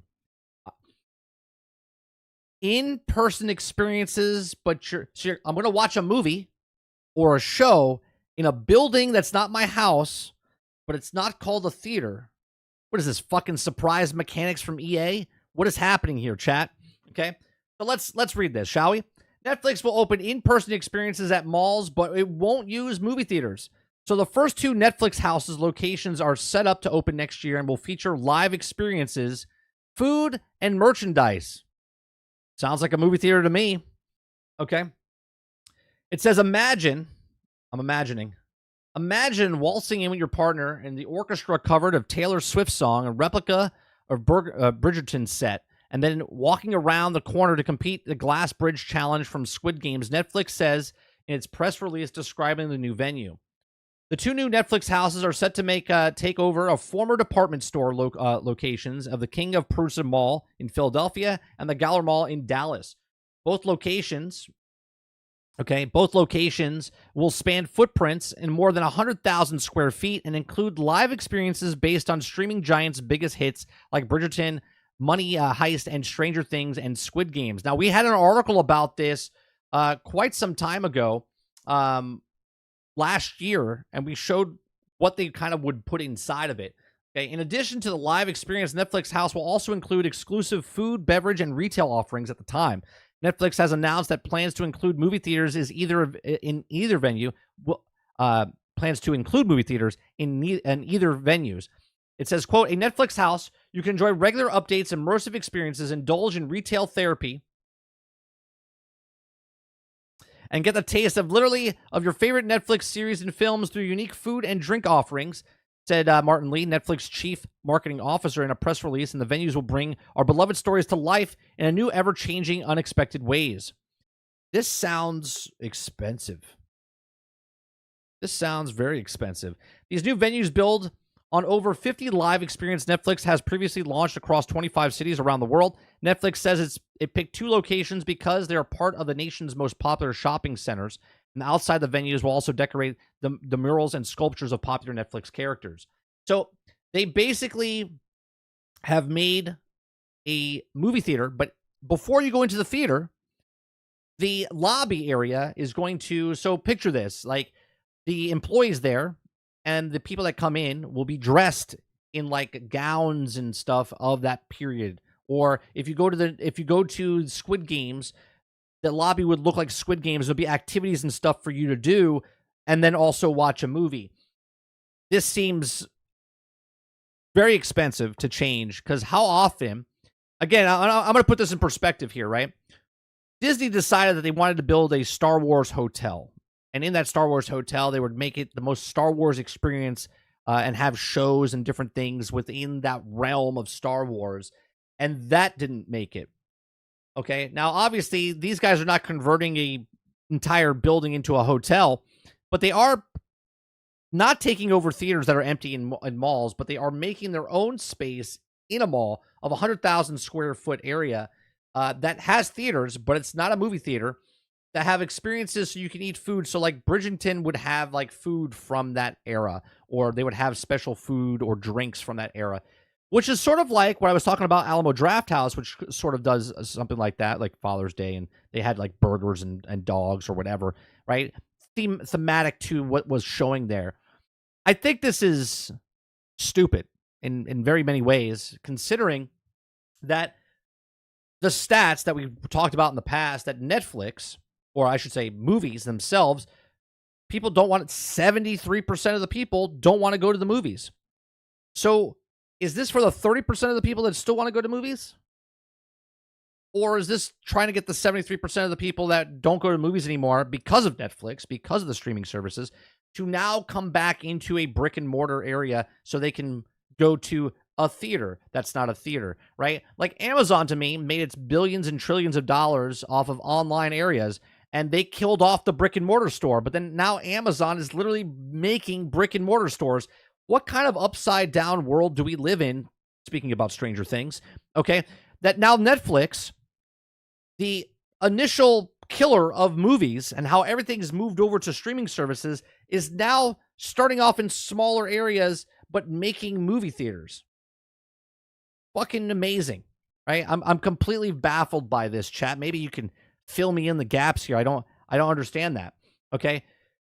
Do you think that this is going to make it? Do you think that Netflix has all of a sudden figured out the recipe of why people are not going to movie theaters anymore, And it's because, well, there wasn't obstacle course inside the lobby, or it didn't look like Bridgerton, or it didn't look like some of the other Stranger Things lobby didn't look thematic-wise, where you could get the food from Stranger Things.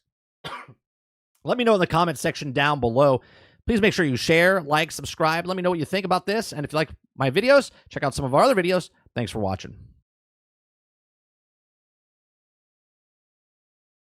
It sounds like a fun idea. Netflix has money to spend. Netflix is the only profitable streaming service out there, which this is why I think it's hilarious, because they're at their saturation point of Netflix, right?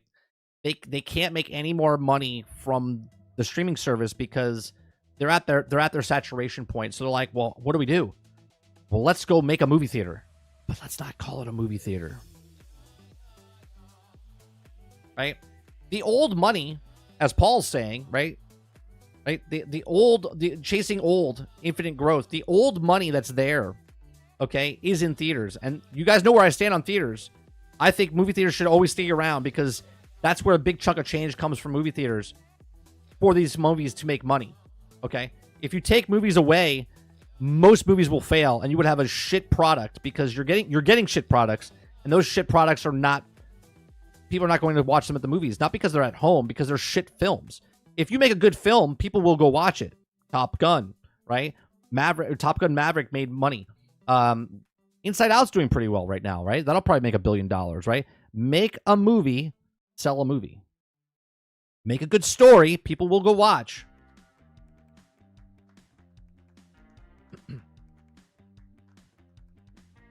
All right, let me see what you guys are saying here. I just watched Godzilla -1 yesterday. It was amazing. Probably my favorite Godzilla movie ever now. And definitely my favorite movie I saw this year. I had to watch it, Rose. I wanted to watch it. I'm going to watch it on the plane on my vacation next week when I'm traveling. So like a mini Universal. Sure, right? But it's going to be only thematic to that one. So that one location will be Bridgerton for like 6 months or whatever it is, right? Dollar Store Disney. But does everyone in Squid Game speak Korean? If not, illusion is broken. Yeah, you can't understand anybody that's in there. That'd be fantastic, right? They're like, I like a large popcorn, and they're like, does anybody know what this person's saying? Immersion broke.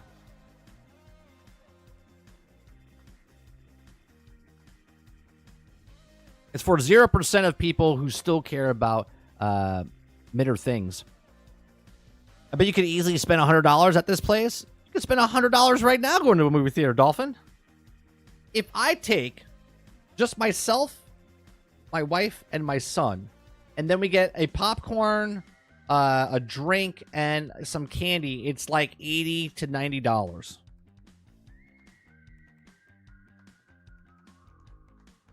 Ultron says, so, we came in full circle, huh?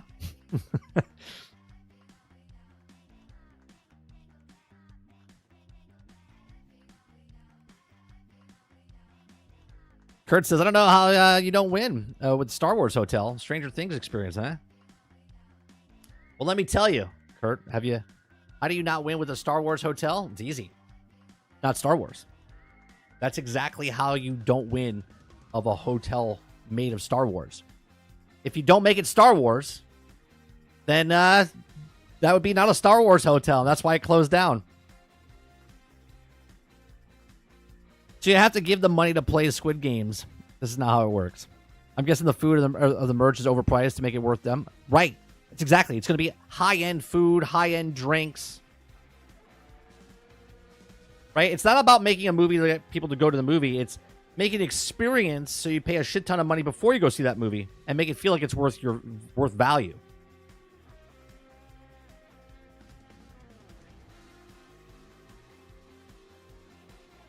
Water Bear says Netflix needs to worry about Stranger Things not bombing next season. This sounds like a waste of money. Is Game Pass a profitable streaming service? Well, we're talking about movies. And I don't know, because they don't share their actual money. Between Disney Plus and Paramount Plus and all the other pluses out there, HBO, The only profitable one right now is Netflix.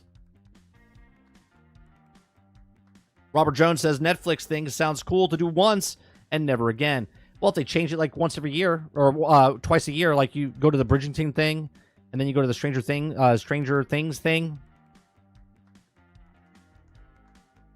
Paul says Inside Out 2 was great. Took the kid there to see it on Father's Day. Nice. I hear good things. I watched Greg Owen, that guy that we looked at when he was talking about Outlaws. We did the video on Outlaws with him. He has 6 kids, and he went to go see it and said it was very good.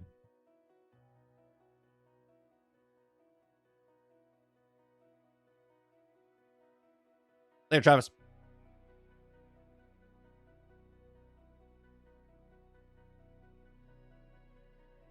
Dave Rose says, my theater that I go to has an all-you-can-eat wristband for $17 for the concession price. Pretty good value.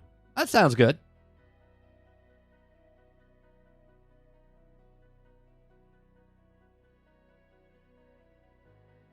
We can work out some math with Game Pass. They spend over $1 billion on third-party games a year, and it's making over $3 billion a year.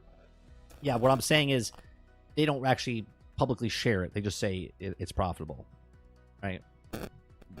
What I'm talking about as far as Netflix is they share their numbers, and they're the only ones that are profitable. But they're also at the saturation point for Netflix.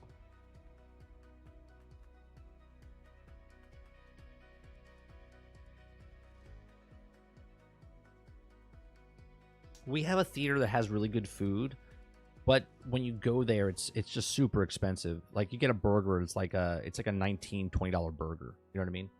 Good, but it's good for like an anniversary. You know what I mean? Like go to a movie and dinner type of thing. Not like, hey, let's go to the theater and watch something.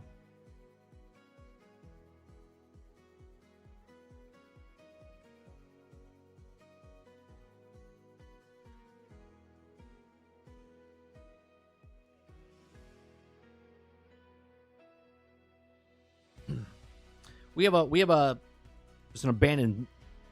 mall over here close to us that only has like all the department stores are closed. There's no major department store anymore inside the mall.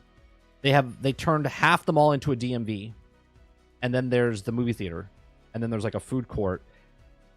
They don't even have the air on inside the main area. Like the stores have air on, but inside where you like walk around the mall to get to the stores, there's no air on. It's like stale. Okay?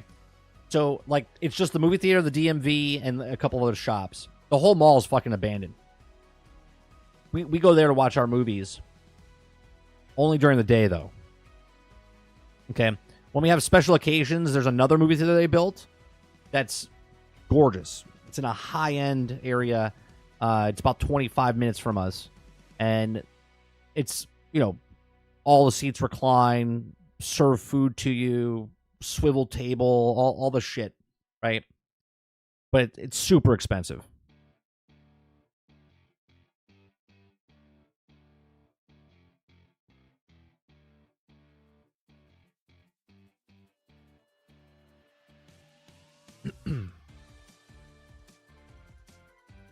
We're about to talk about Star Wars.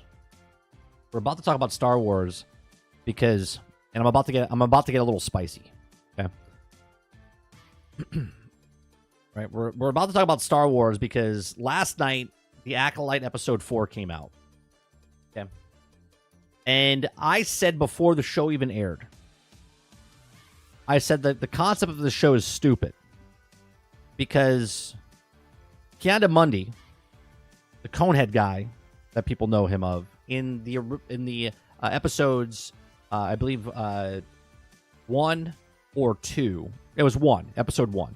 Okay, he says that it's impossible that the Sith have been extinct for millennia, right? He's like, it's impossible. The Sith have been around or been extinct for a millennia. Okay. And I said before the show came out, I said it completely decanonizes what he said there, right? Now, it's not really a news story. This is just me venting, right? Talking about this, right? And I said the show's going to be shit because they're not respecting the lore. And people could come in and be like, well, you're just angry, right? It's a good show. Disney knows what they're talking about. And then people could say, well, it doesn't really matter about that piece, just one little piece. And my whole point is, if that little line doesn't mean anything, then why do I care about when Obi-Wan says to Luke, I fought with your father in the Clone Wars, right? Because then they showed the Clone Wars. That one little line made this, and then this took place, and then this doesn't matter anymore, right? So that doesn't matter, then this doesn't matter. And if this matters, then why should I care about this show? Because no matter what they say during the show, if they can make the next show and just erase the show they just made by saying something of the lore that changes, then what's the point of making characters with backstories and lore and history, right? There's no reason. Because if you can change the history of what was already written to suit the narrative that you're actually writing, then what's the fucking point of writing stories at all, right? It doesn't make any sense to me, right?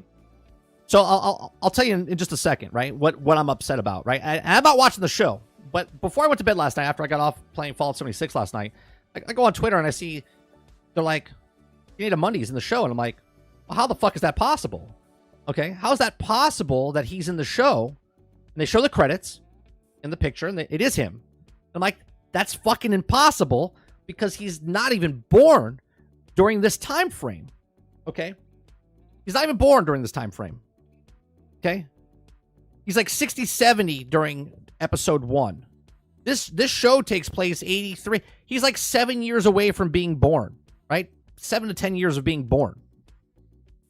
Okay, but for some reason he's an adult and he's a Jedi already, and he knows about the stuff that went on in this show, which is the Force made 2 people, and there's a Sith. Or maybe they didn't call it a Sith, maybe it's an acolyte. But the fact that now that Knim Mundi is now the person that said that we haven't seen the Sith in a millennia, and never brought up that, oh wait, there was another group just like this boy of Anakin Skywalker who was made by some witches in a covenant off on the deep end of space, right? Never brought up. It completely ruins everything of what he said. But people are like, oh, what's the big deal? It doesn't really matter. It's such a good story. Fuck you and fuck your story, okay? Because it doesn't fucking matter, okay? If you can shit on what I like, then I can shit on what you like, right? Star Wars doesn't get me spicy no longer because I just don't care anymore. I realize nothing after the 6 movies is for me is any longer, and I watch it now. But the problem, Rose, is, and I agree with you, but now when you go back and start fucking with my Star Wars, okay, that I liked and loved and grew up with, so you could fit a narrative, okay, is fucking stupid.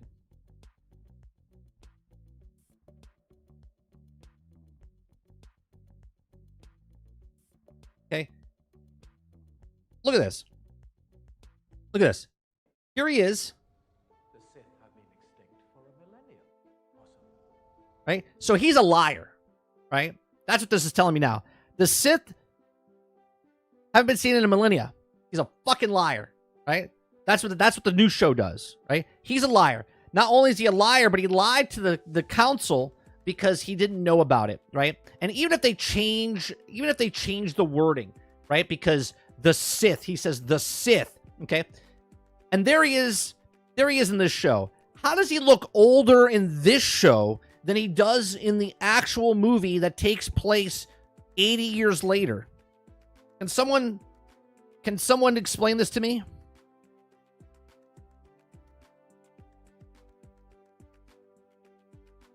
Okay. You didn't have to put him in the show. You could have used anybody else. Anybody else. Right? Anybody else. Anybody else. But no. Use the guy in this fucking show that said the line, and this is before the show even came out. I said, it deteriorates what he said. And everyone's like, it's not a big deal. It's not a big deal.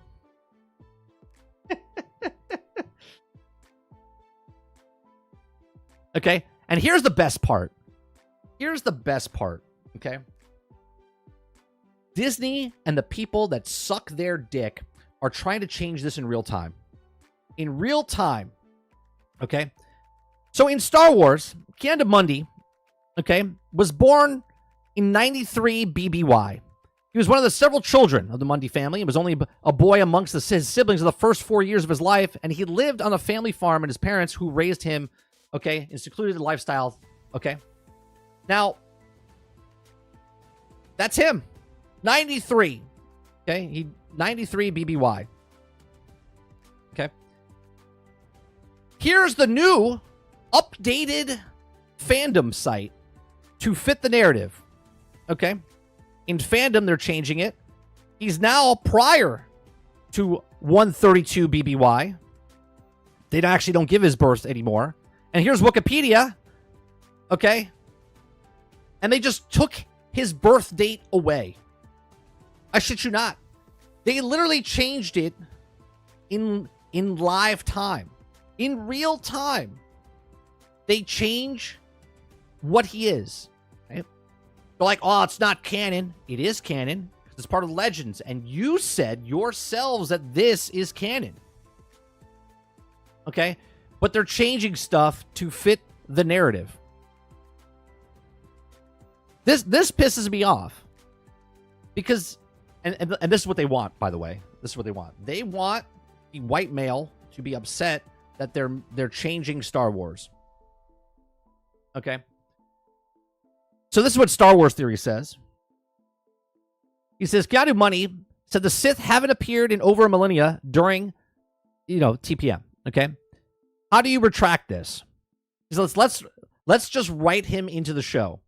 But Ki-Adi-Mundi isn't born for yet another 40 years. It's actually like 7 to 10 years. But no one will notice. If they do, this is my canon now. Just do it. Yeah, right? We noticed.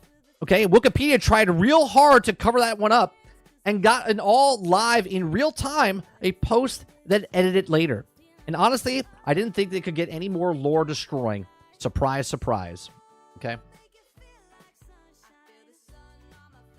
Okay? It's so fucking frustrating. Anybody that wanders and wants to know why, right? It makes no sense. Let me see if I can bring up something else here. Right? Disney is trying to spin the narrative. Okay? They make bots that say the same fucking thing. Okay? They say the same thing in their tweets. Okay? The people that actually join these accounts are not old. And then you have people saying it's the fans. It's the fans that are the problem. It's the fans that are the problem. Right? Paul Tassi on Forbes. The Acolyte 50% audience score is embarrassing for the audience score. I haven't seen the show. I didn't even vote on this thing. Okay? And I'm an upset fan. Okay? Okay? He says now its former 33% score has dipped below the special 20% score, and it's all the way down to 15%. At a certain point, it's just absurd, and it says it's a lot more about the viewers than it is about the quality of the show itself. Are you fucking kidding me? Are you fucking kidding me? It's about the viewers and not the quality of the show. Hello?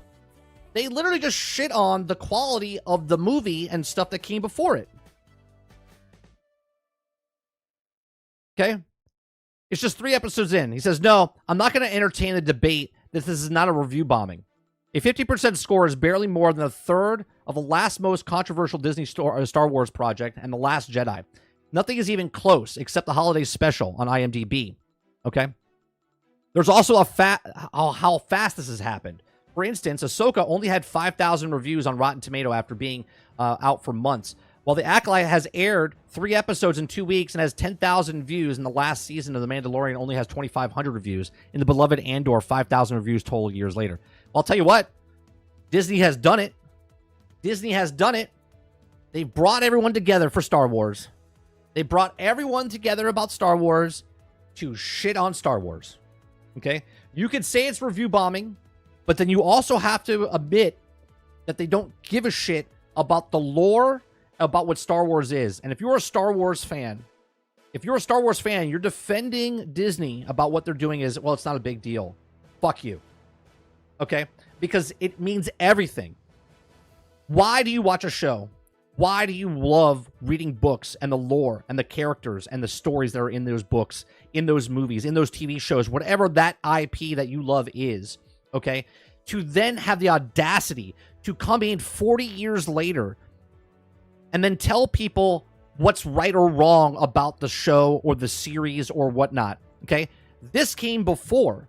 The story's already been written. The thing is there.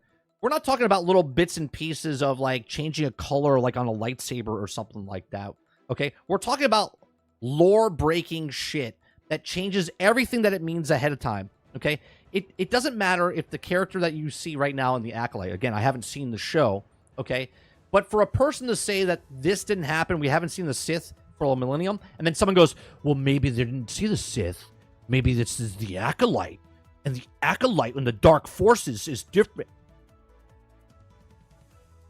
You could have taken that line and kept it with that guy, okay? And if you didn't put him in the show, and you had other people in the show, they could have kept that secret, and they could have died during the show. But this man from episode 1 is now in this show, and he knows what's going on. So that means that you take his integrity of what he is. Now, he's done some pretty shitty things in his lore, okay? But to sit on the council and then lie to the council that the bad guys and someone like Anakin existed before is just pretty fucking amazing. Okay?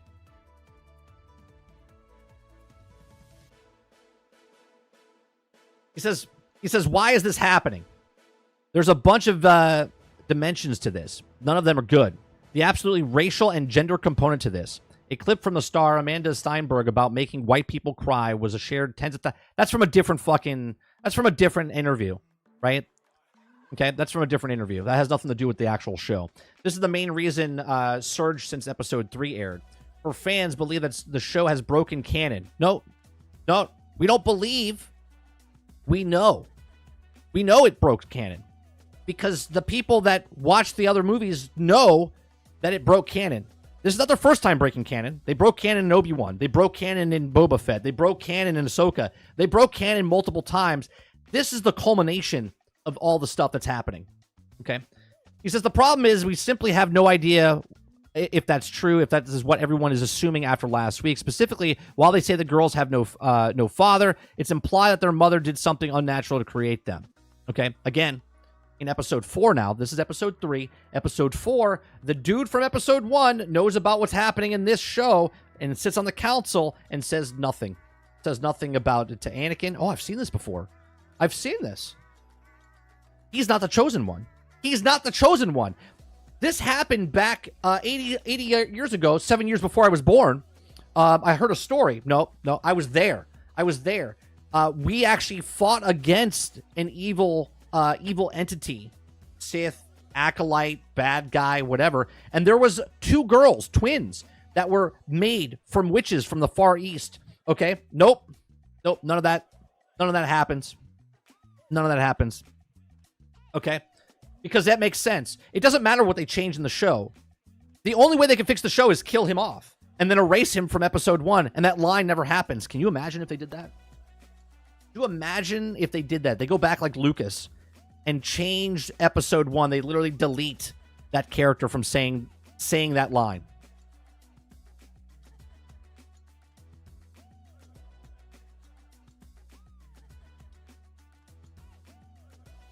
It's so frustrating. Sarge says the fans make you, so it stands the reason the fans can also break you. I don't care if it's 5 reviews. Trash is trash. They screwed that. Kurt says, make a great hamburger and sell tons of hamburgers. No. Our hamburgers are great. Your taste buds are the problem. That's exactly right, Kurt. Right? And I thought Netflix was fucked up. The Witcher, Disney is doing it in time record. in time record. Yeah. You want to come into someone's house and change their entire belief system because you feel like your system is better? Get the F out of my house. Maybe this has to be a memory wipe. Yeah, they come, but Will Smith comes in from Men in Black and wipes his memory. Maybe next episode, he is secretly a Sith, and this is why he lies. Maybe that's it. Ki-Adi-Mundi is the actual bad guy. He infiltrated the entire operation within, even though they killed him off in Order 66. I'm white. Definitely not crying. Fuck you. I will no longer watch while you destroy my childhood. I have completely checked out, and I hate to say it. I can't wait to see the smoldering ash of Star Wars. Great writing. Let's give them an armless monkey with a typewriter. Big round of applause. Yeah, it's just... And the reason I bring this up is because I am passionate about fucking Star Wars, right? And even with me just a couple weeks ago saying, you know, I kind of came to it where it's no longer for me. But yet they keep taking shots at the Star Wars that I love, right? Right? Orcat says it's Sith, the Sith Ki-Adi-Mundi apprentice Darth Jar Jar, right? It's absolutely mind-blowing that the only way this can happen is they have to kill him off. And they have to erase him from episode 1 to say that line. Because it literally negates Anakin Skywalker. It negates the Jedi not knowing about the Sith. Because the dude that knows about it is in the fucking room. Right? They're doing it on purpose, Rose. They're doing it so I, like this, get mad. And congratulations for that doing right. But we gotta call it out. Okay? You gotta call it out. They're doing this on fucking purpose. They're taking shots at the original stuff and changing it. This is why I said they could have taken this and put it 1,000 years. Right? They could have taken it thousands of years ahead and did whatever. But no, they put it here purposely. And now they took the guy. And again, before the show even came out, I said, Ki-Adi-Mundi says this line. And it negates what he says if they make this show. They make this show, and now that they actually put him in the show. You can't make this shit up.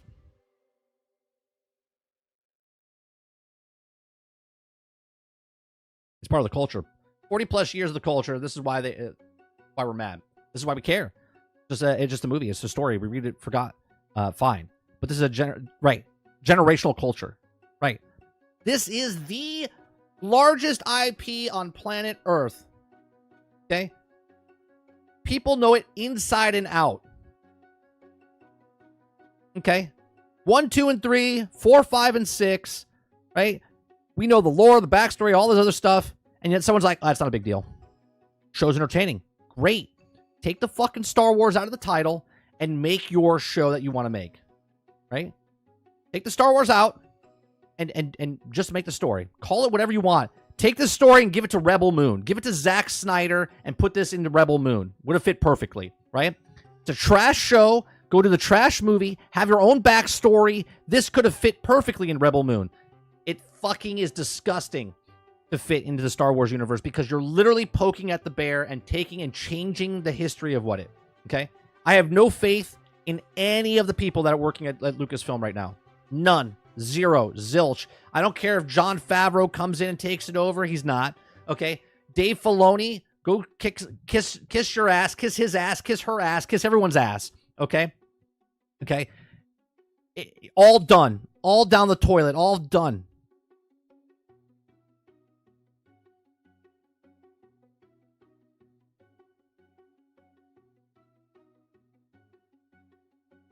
I love to see how they spin this. You know what the greatest part is?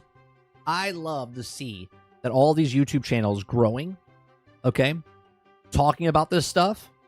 It's more entertaining watching them talk about this disaster, this car crash, than the actual enjoying the show itself.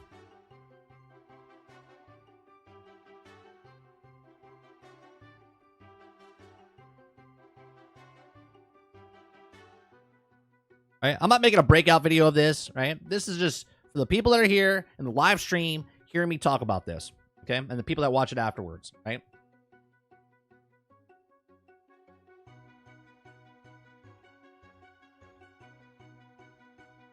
Fucking amazing. Let's put that guy in the show. The one that's not born yet. Oh, we'll just change that. Don't worry about it. We'll just change the history. I go back to the very beginning of this whole conversation. If your foundation is on sand, okay, then what's the fucking point, right? You telling me the story right now of the witches? Who cares? I don't care. I don't care about your show. You don't care about our story, so it doesn't matter. Everything is just it's all garbage. It's all a bad dream.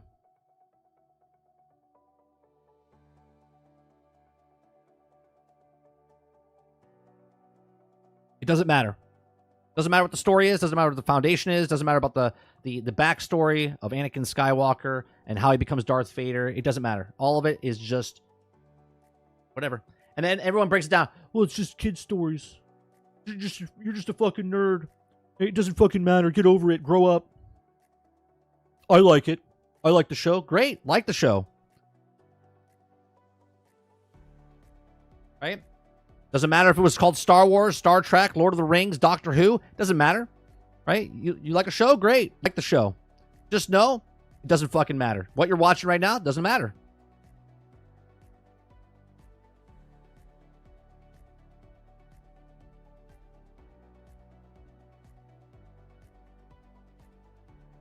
Just make it up. Everything that you watched in the past of better films, the short films, the student films, the fan flick films, those are all canon now. Right? Because it doesn't matter. Everyone's stuff, and just mind you, Star Wars used to be where if you made a Star Wars fanfic, Lucas Arts would literally go out and go, oh well, if you're gonna do this, you can't do that because that's not what we want. They would be so strict and specific on what you could do. Okay, because they actually gave a shit. Now the cancer that's within that society, inside Lucas Arts itself and Lucas Films, they don't care. They're just like, yeah, just do whatever. Doesn't matter. We'll just go back and change it on the internet. Don't worry about it.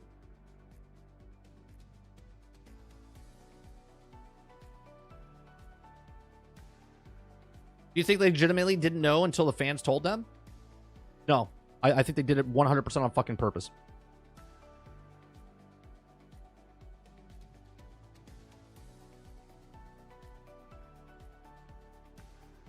Now you got to rewatch episode 1 and make sure your son knows that guy's a liar. That's right. See that? That's Gandu Mundi. He's a liar. Now, he's done some really crazy shit, right? His character has done some really crazy shit. He's got some crazy backstory, but I guess it doesn't really matter anymore. It didn't exist because if he's born now, or born way ahead of time, then he probably didn't marry who he married because he has 4 wives. And then he probably didn't have the kids that he had because he's completely different now, right? It's a completely different character.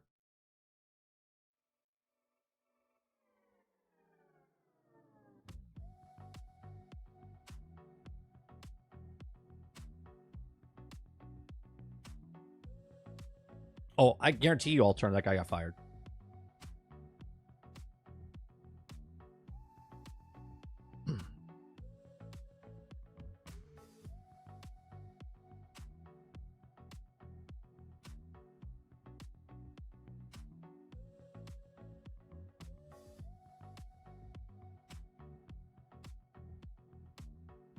I have a question. Because maybe it's part of the story, and I don't know because I'm not watching the show.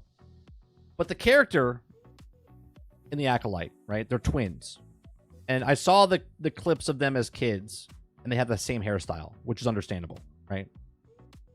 But then they grow up, and they got separated. They haven't seen each other in however many years, yet they still have the same haircut.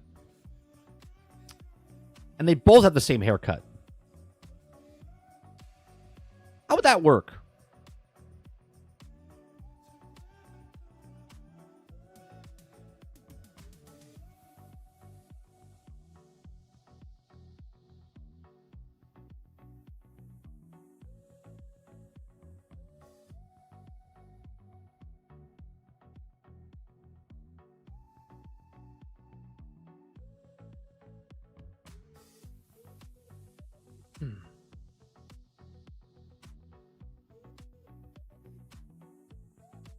They both have the exact same haircut. Now, maybe they tell something in the story where there's actually not twins and it's the same girl. Because that would make sense. Right? That would make sense that there isn't 2. There's only 1. and her seeing herself is like her alternate ego. Right? So the viewers watching it, and we see two. But there actually isn't two. It's two sides of her. Okay? One good, one evil. And you're seeing both sides of the character. That's the only reason I could think of that she has the same haircut. But then again, I don't give a shit. It doesn't fucking matter, right?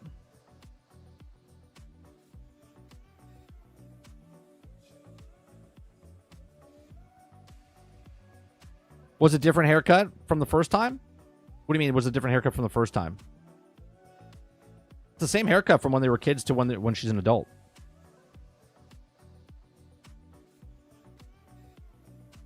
Someone says, can we have just Luke Skywalker wake up from a bad dream? Actually, take this now. I said this years ago.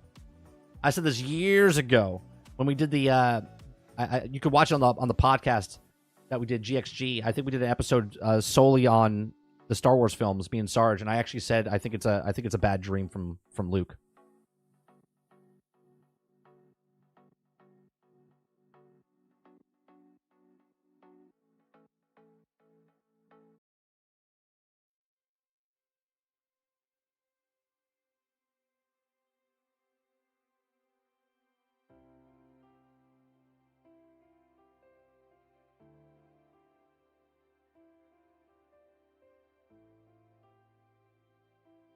The twin cliche is silly.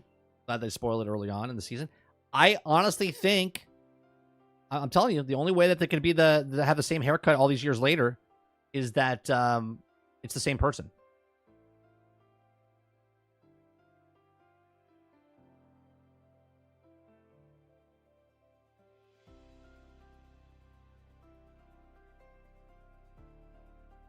There's rumors of them talking about how the next Rey movie is called like The New Beginning or something like that.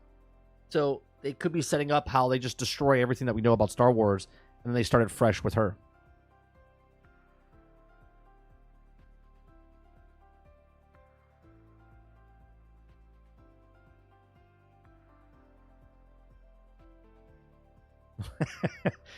Kurt says Luke had a bad bantha burger. Yeah, he got sick.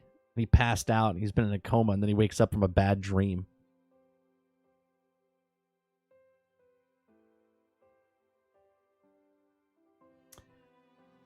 When are retcons bad, and when are they okay? I think the only way a retcon could happen without putting a multiverse or something in is if like something happened to the actual character, like the actor, and you have to get a new character. But even then, the actor is not bigger than the character itself.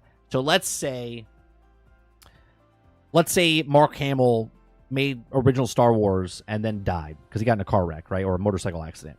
And then they replaced him with someone else. Okay?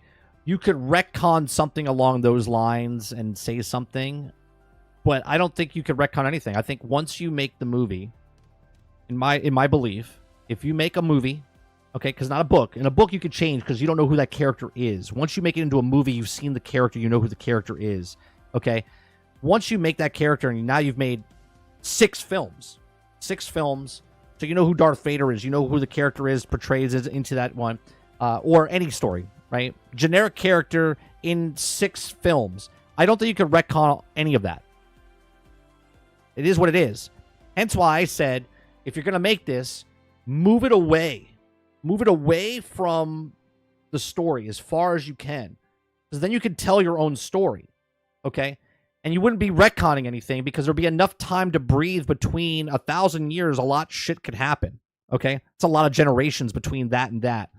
So just don't put it near. Don't, as a writer, as a creator, if you want to stay away from what people know, then don't put the stuff close to it.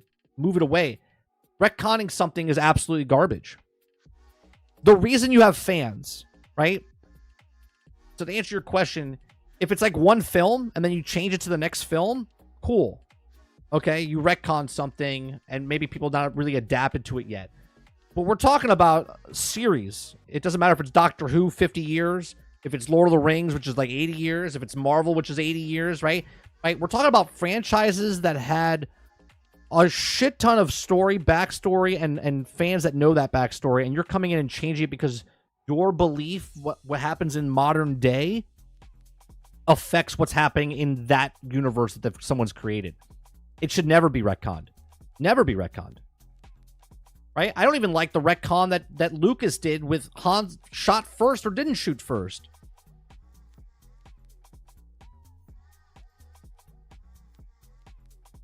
I'm a person that doesn't save scum in video games, right? I take what it is, right? I play the game, and if I die or someone dies, I take those consequences, okay? Now, obviously, you could change the outcome in a video game, but in a movie or TV show that's beloved as those big IPs, to come in and retroactively change and retcon lore and story, I don't think it should ever be done. Why? Why should it be done? That's my question to you, Jones. Why do you think it should be done?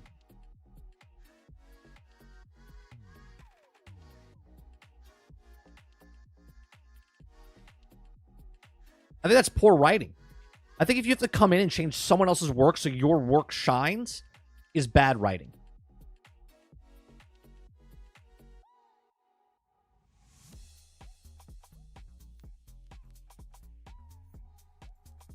The reason Lucas went back and changed, now obviously he's the creator, okay? He's the creator. So if Lucas said he wanted to change something, that's up to him. He said from the very start that before he sold to Disney, he wanted to go back to the episodes 1, 2, and 3 and start changing stuff in that because the technology wasn't caught up yet to what his vision was. So he had to do what he did based on what he had at the time. Okay? You got to remember, back then, they were making the shit for their movies. It wasn't that they didn't go to the store and like buy the thing they needed. They had to make everything and do everything. So the technology wasn't caught up yet. Later down the line, the technology caught up to them and they could do what they want with it. Right? And that's why he went back and changed certain things. And Jabba was played by a human, but then they went back and made him into the slug type of guy. Do you know what I mean?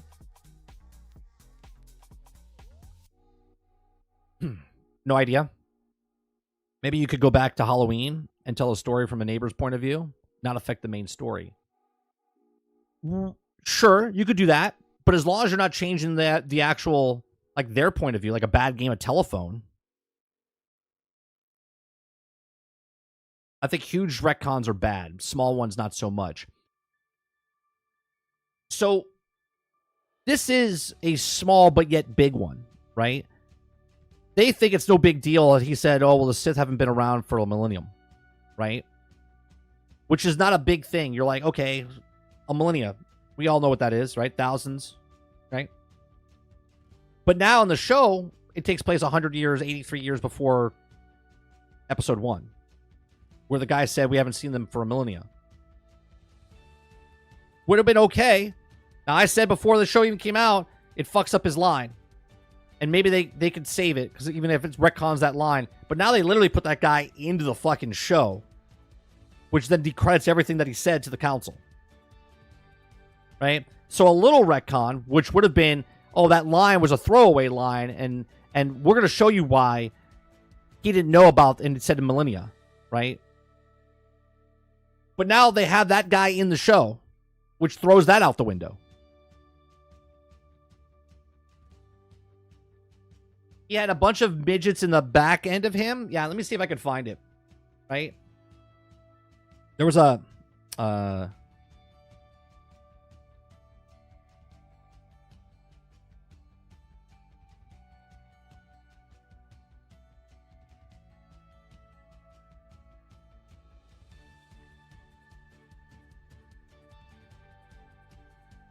Is this it? Let me see.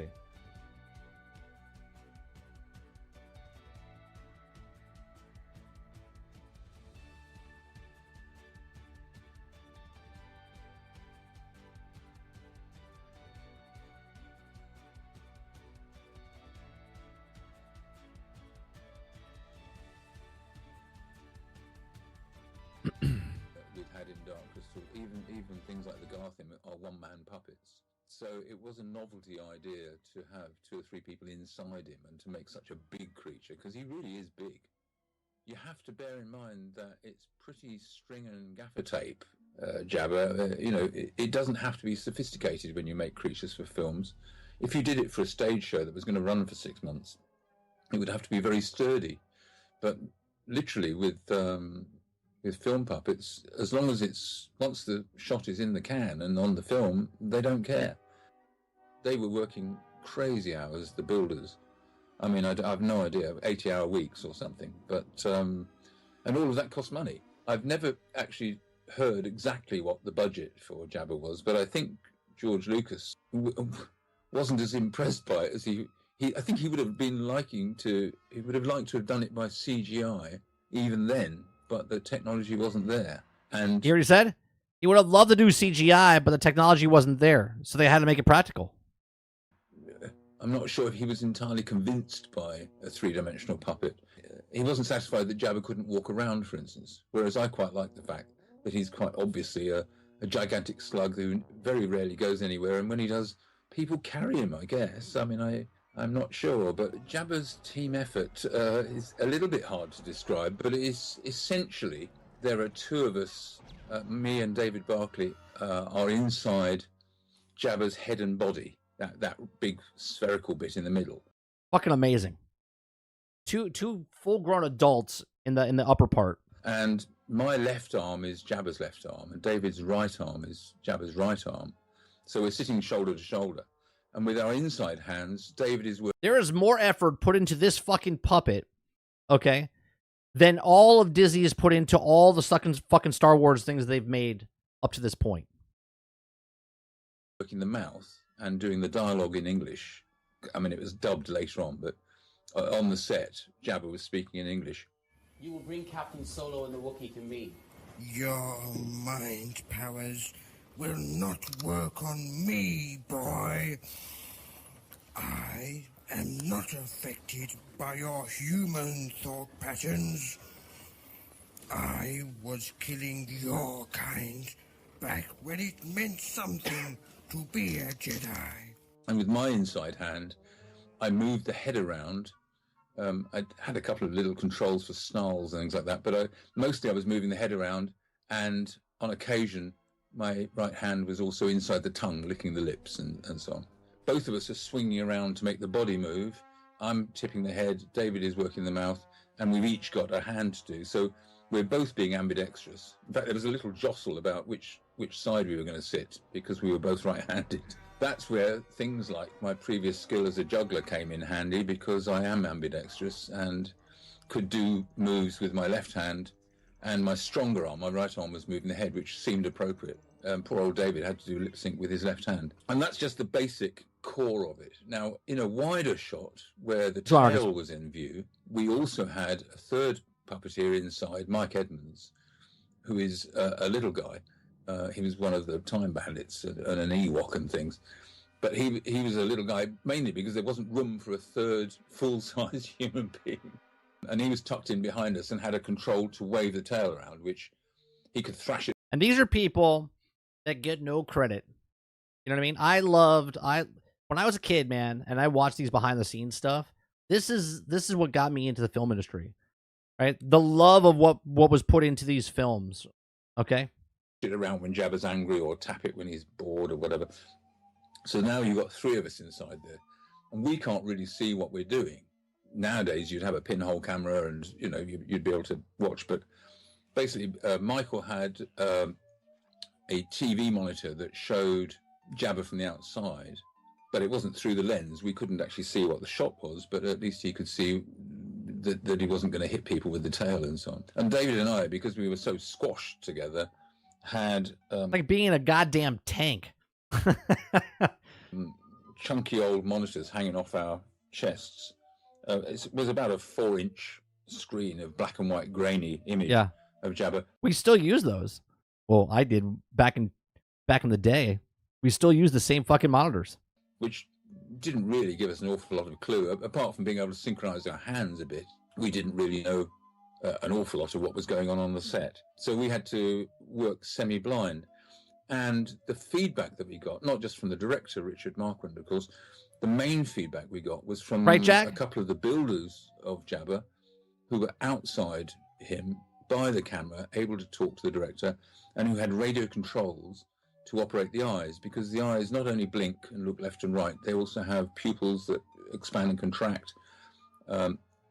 So it could be one or two people with radio controls outside, depending again on the shot, and they could tell us over the headsets what was or wasn't working. So essentially, we got Richard Marquand to talk to Jabba as though he was an actor. And I need a laugh from you at that point. A big, mean laugh. Okay, do you understand? Great. We said, please don't talk about him in parts. Like, can someone wiggle the... You know what they should have done?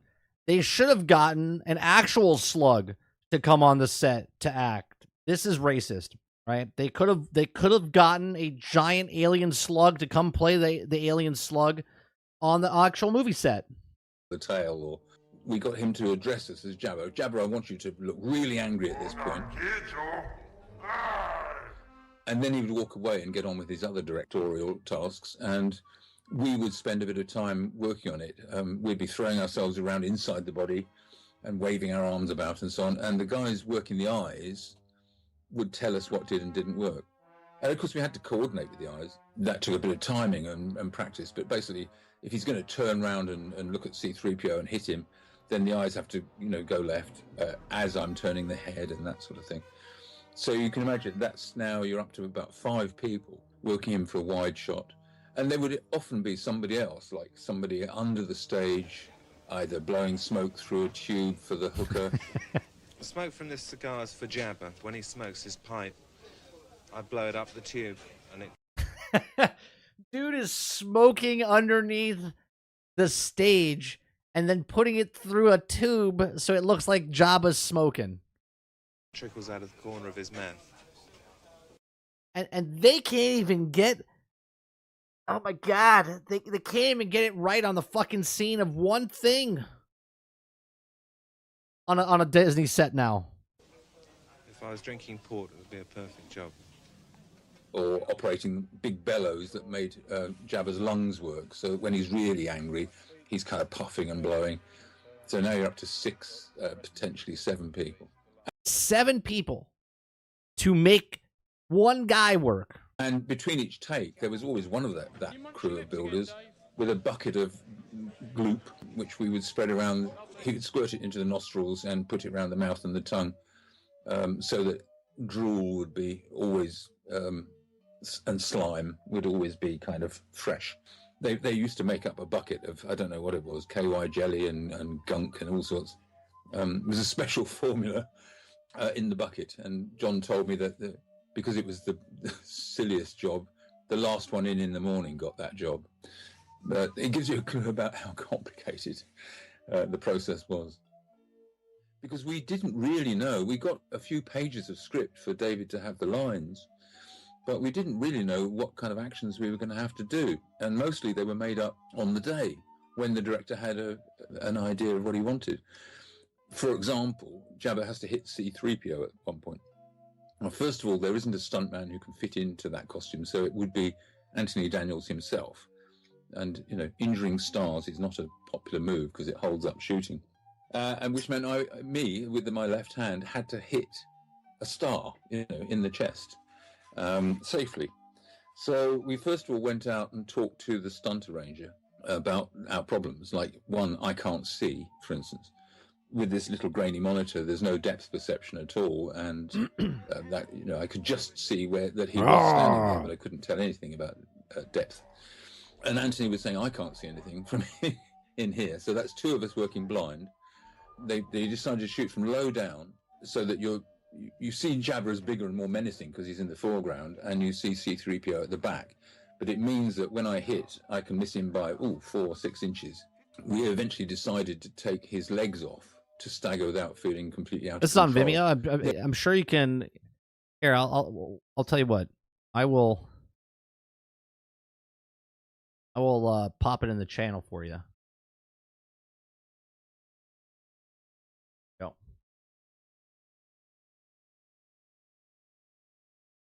There were two guys We're- behind we're him watching to it. catch him, of course, if he fell over. And then somebody called out 3, 2, 1, and I swung my arm, and Anthony presumably reacted well. Nobody was hurt. We got the shot. I don't think we did it more than once or twice because it was a hairy moment. And that's the sort of thing. It's a split second in the film. You don't even notice it really. I mean, it must have been a whole morning's work, probably. I mean, another example is when Han Solo comes out of the carbonite and Jabba and his entourage are behind a curtain, and they grab Princess Leia, and she's dragged over by a Gamorrean guard to stand right in front of Jabba, who's gloating, shall we say. And one of the things that they said to me, can you stick the tongue out and kind of wiggle it in a salacious manner? Menacing Princess Leia, who's being held by the guard. And so I demonstrated what I could do. And that was just with a stand-in there. And then they bring Princess Leia onto the set, Carrie Fisher, sorry. She's held in place. She doesn't really know what's going on. She's held by the guard. And on the first take, I lean the head over, put the tongue out and wiggle it a bit. Such good stuff. She does the gross thing and jerks back. The thing about Star Wars is that the fans just don't respect what the story is. They respect everything about it. The process on how it was made. What dedication it took to bring something that we've never seen before up until that point into our lives in the late 70s, early 80s, okay? And how movie magic was made and how many people took something and brought something to life. It seems cheesy and yet actually has a good story. And what they did was good quality stuff. There's no good quality in the stuff now. It's a fucking joke. It's a fucking joke what they're doing now compared to what they did in the past. And we finished. And then I hear on my headset Richard Marquand saying, sorry, who's working the tongue? And I said, it's me. And he said, will it go out any further? Can you push it out further? No, we'll go for another take, but just see if you can push it out further. And I said, have you warned Carrie Fisher that I'm changing? No, they did it. They did him in CGI and other forms. So there was a scene where he meets Han Solo inside where the hangar is, and he has him step over him. And they actually had a stand-in of a fat guy that was there, and they CGI'd him here.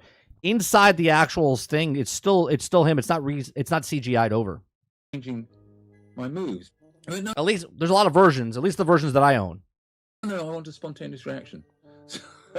So I hear the word action and I push the tongue right out. It's covered in fresh gloop, of course, and wiggle it about a bit. And then I heard someone say, cut, which can happen for various reasons. But I believe I may have actually accidentally licked her face in that take. That's what one of the crew told me, but that could have been a wind-up. I mean, a good example of the kind of complexity we were dealing with was eating the frog. First of all, I should explain that the frog you see in wide shots earlier on is actually a live animal, quite an expensive or probably a rare breed. So the frog that we eat is a rubber frog, of course, kind of a stunt double. And it was going to be handed to me because I couldn't actually grope in and find this thing. I really couldn't see very much. So basically, my hand is going to go out of frame. A hidden technician is going to hand me the frog. And then I'm going to bring it up, put it in the mouth. Technically, what it involves is with my right hand, I'm turning the head to the left and tipping it forwards to look down where the frog is, reaching down with my left hand and being handed a frog. Please tell me they grabbed the real frog. The head as my hand with the frog comes up.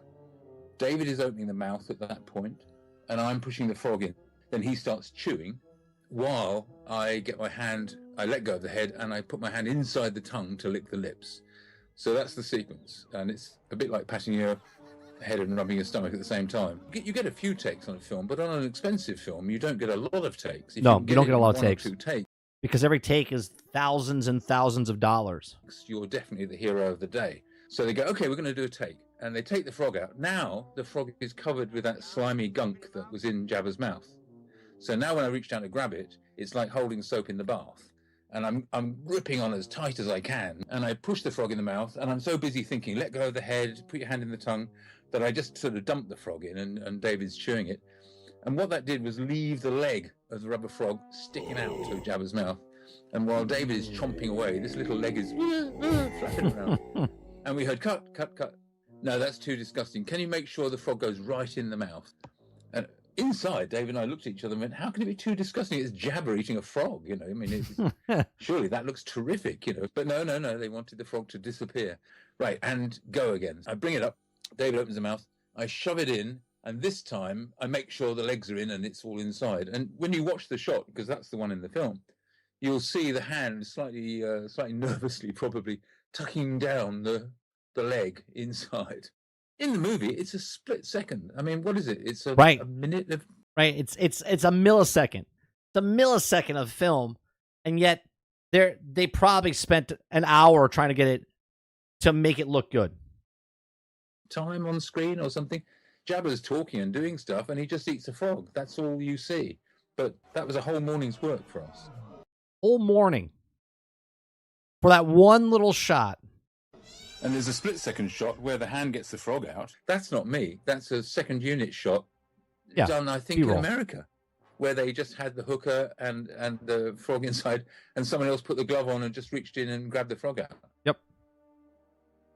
On the barge in the death scene, first of all, it was shot in sequence because he was likely to get damaged in that scene. We knew we had a week's work to do, and then we were off the film, basically.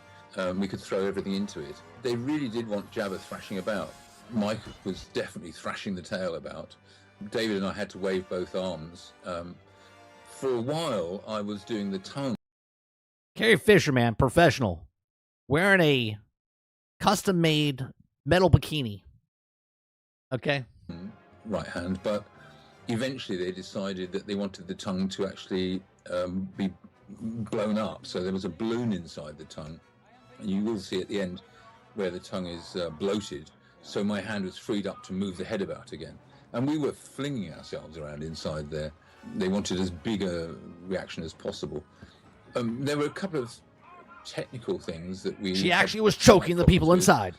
We had with our hands to grab the chain and try and pull it away from the throat when it really engages. And of course, finding our way to the chain and getting our fingers round it was a bit tricksy. And that also slightly protected the skin because we were aware that the latex was going to get ripped up. I think Mike Quinn might have been inside pushing the eyes out, physically pushing the eyes forward to bulge them. They wanted the eyes to really pop out. And I think he was just standing between me and David, pushing the eyes forward. There's a story that goes round that I've seen that when Carrie jumped over the tail, I think Stuart Freeborn said this story, that when she jumped over the tail, she stepped on Mike's head. Well, yeah. He denies it. As far as I remember, when I asked Mike about that, he went, I don't remember that. That's the story. If it was his head. I do know that whether George was not quite happy at the time, that from feedback from fans and so on, I had to watch this to calm me down from the shit storm that is called The Acolyte and Disney Star Wars. I know Jabba succeeds. And we even heard it on the set. The assistant director, David Tomlin, came over to John Coppinger apparently one day and said, you've done a good job with that. Now, for a very, assistant directors are pretty stern sergeant major kind of characters. To get even a... $180 million, by the way. $180 million. Double what they shot for Obi-Wan. And more money than I think the prequel. Any of the prequels. This TV show right now is more money than the movies that you saw. More money than the original. A mild compliment was kind of wonderful for us to know that we were finally fooling people. That was the biggest compliment we could get, I guess. And I know in one of the making-ofs, you see Richard Marquand talking to Mark Hamill as well and going, this Jabba's turned out... I tell you, Jabba's getting very good. Is he? Yes, he's getting very good. He's almost star now. Oh, good. And you see Mark Hamill go, oh, the star. I don't know. I don't think I'll ever be disappointed in the way he looks. He is what he is. That's the thing. He doesn't pretend to be anything else. He doesn't feel the need to be charming or anything. He's just an unpretentious, very straightforward guy. And I love him. Uh-oh. She labeled him. She labeled him a guy. Right? Like, I love watching shit like that. There's so many videos that you could watch on the making of Star Wars and how they did the behind the scenes, the miniatures and stuff like that, and how they made every scene. Now it's all digital. They don't care. They don't care about the character that they're looking at. They don't care about the storytelling. They don't care. They're just milking it for the money. And they can't even do that anymore.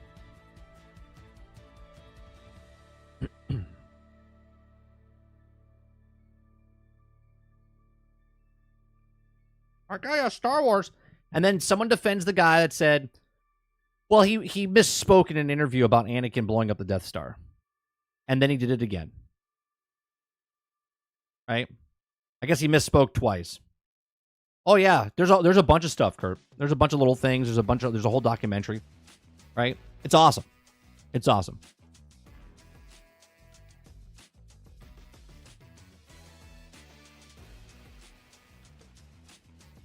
Then they made Ewoks, little teddy bears. Wasted the budget on Jabba. They I think Jabba's awesome to this day. I think Jabba's one of the most iconic things that they created from Star Wars. Right? It was even nice seeing the in the Mandalorian when they brought the Jabba family back. Obviously, it's not Jabba, right? But in the Clone Wars and stuff, they tell you more stories about the Hutts. Right? There's a whole huge. They're a mob. They're a whole huge faction. But it doesn't really matter in the new Star Wars. It probably wouldn't fucking matter.